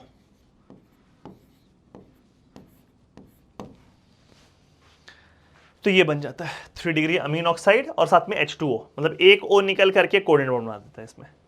तो याद रहेगा, हम लोग 3 डिग्री अमीन का, अब ध्यान से अगर सोचो तो 2 रिएक्शन कर लिए। लास्ट क्लास में HEM किए थे, हॉफमैन एग्जॉस्टिव मिथाइलेशन, जिसमें 3 डिग्री अमीन को हम लोग रिएक्ट किए थे पहले CH3I के साथ, क्वाटरनरी बनाया था, फिर बेस से रिएक्ट किए थे, वो था E2 with bad leaving group. अभी आप लोग जो क्वेश्चन हम दिए थे उसमें कुछ था क्या? उसका क्वेश्चन एक था, आगे और है, ठीक है, उसको देखेंगे हम लोग। खैर ठीक है, 3 डिग्री अमीन को अगर हम लोग रिएक्ट कर लेंगे CH3I के साथ तो वो बन जाएगा क्वाटरनरी, और फिर उसको Ag2O मॉइस्चर रिएक्ट करेंगे तो फिर वो वहां पे देगा E2। यहां पर क्या हो रहा है, यहां पे 3 डिग्री अमीन को H2O2 से ट्रीट कर रहे हैं तो बन जा रहा है 3 डिग्री अमीन ऑक्साइड, और उसको हीट करने पर यहां पर जो मैकेनिज्म फॉलो होगा दैट मैकेनिज्म इज EI, ठीक है। क्या होने वाला है, वैसे ही कुछ साइक्लिकल फॉर्म बनेगा, बनाते हैं। देखो N है, N का दो जो मिथाइल वाला फालतू वाला दो ठो है उसको ऐसे लिख लो, ठीक है। फिर ये CH2, ये CH3 को हम लिख रहे हैं CH2 और H, ठीक है। और ये N पे जो लगा हुआ है O- उसको ऐसे लिख रहे हैं। कुछ समझ में आ रहा हो क्या होने वाला है? 5 मेंबर्ड साइक्लिकल ट्रांजिशन सेट बनने वाला है। देखो तो ये O का लोन पेयर H पे अटैक, ये वाला सिग्मा बॉन्ड यहां पे पाई, और ये सिग्मा टूट करके N के पास क्या बना, ये वाला कार्बन और ये वाला कार्बन मिलके अल्कीन बन गया। वही तो बना था पैरेलल ऑफ ईस्टर में भी, CH2 डबल बॉन्ड CH2, यही ना करना है भाई। अरे ये अल्फा बीटा के बीच में पाई बॉन्ड तोड़ दो। और यहां पर क्या फॉर्म किया साथ में देखो, तो ये वाला N पे 2 CH3 लगा हुआ है पहले से, जो 2 CH3, और एक यहां देखो NOH लग गया। तो कैसे लिखेंगे इसको, N CH3 और यहां पर क्या बन गया बाबू, OH। इसको बोलते हैं हाइड्रोक्सिल अमीन, हाइड्रोक्सिल, और ये अमीन हुआ ना, हाइड्रोक्सिल अमीन। तो NN, मतलब यहां पे 2 मिथाइल है, NN डाइमिथाइल हाइड्रोक्सिल अमीन, इसका नाम है NN डाइमिथाइल हाइड्रोक्सिल अमीन, ठीक है। This not one of the important product, important product तो फिर से कौन है, अल्कीन, ठीक। और इस कोप्स एलिमिनेशन में भी ये 2 बात कॉमन है, बोलिएगा तो हम लिख भी देंगे, बट ये 2 बात इसमें कॉमन है। पहला बात, अगर 2 बीटा पोजीशन होगा तो किसको निकालोगे, जिसमें स्टेरिक क्राउडिंग कम है, लेकिन अगर कॉन्जुगेशन रहेगा तो एक्सेप्शन है, ठीक। और दूसरा अगेन सेम स्टीरियोकेमिस्ट्री जो है वो सिन एलिमिनेशन फॉलो करता है, ठीक है। फर्स्ट वाले केस में देखो ये अल्फा, ये अल्फा, ये अल्फा तो है, यहाँ पे बीटा है, यहाँ तो बीटा ही नहीं है और यहाँ पे बीटा है, तो आपके पास कंपटीशन इसमें है और इसमें है। कौन सा निकलेगा H, ऊपर वाला, बिकॉज क्राउडिंग कम है, और वहां से अगर निकलेगा तो इसका जो प्रोडक्ट बनेगा वो क्या बन जाएगा, CH2 double bond CH2 ethene. वही मान लो बाबू इस CH3 के जगह अगर PH लगा हुआ होता तो नीचे वाला निकलता। डन। यहां पर देखिए इस N पे एक CH3 लगा हुआ है, वो तो नहीं निकलेगा, ये अल्फा ये बीटा, ठीक है। यहां पर भी ये अल्फा और ये वाला बीटा, इस बार फिर से ये दोनों बीटा में लेफ्ट वाला निकलेगा बिकॉज वहाँ स्टेरिक क्राउडिंग कम है और ये वाला बॉन्ड टूटेगा। तो यहाँ पर प्रोडक्ट कैसा बनेगा वो देखो, N इस पे लगा हुआ है CH3, यहाँ पे लग गया है OH और ये वाला पार्ट जुड़ा हुआ रह जाएगा ऐसे और यहाँ पे ऐसे, ठीक है ना? देखो तो बनेगा। ये वाले केस में no reaction because syn elimination है, ये आउट ऑफ द प्लेन है और यहाँ पे दोनों आउट ऑफ द प्लेन में CH3 तो H इनसाइड द प्लेन, तो यहाँ पे सेन एलिमिनेशन पॉसिबल नहीं है।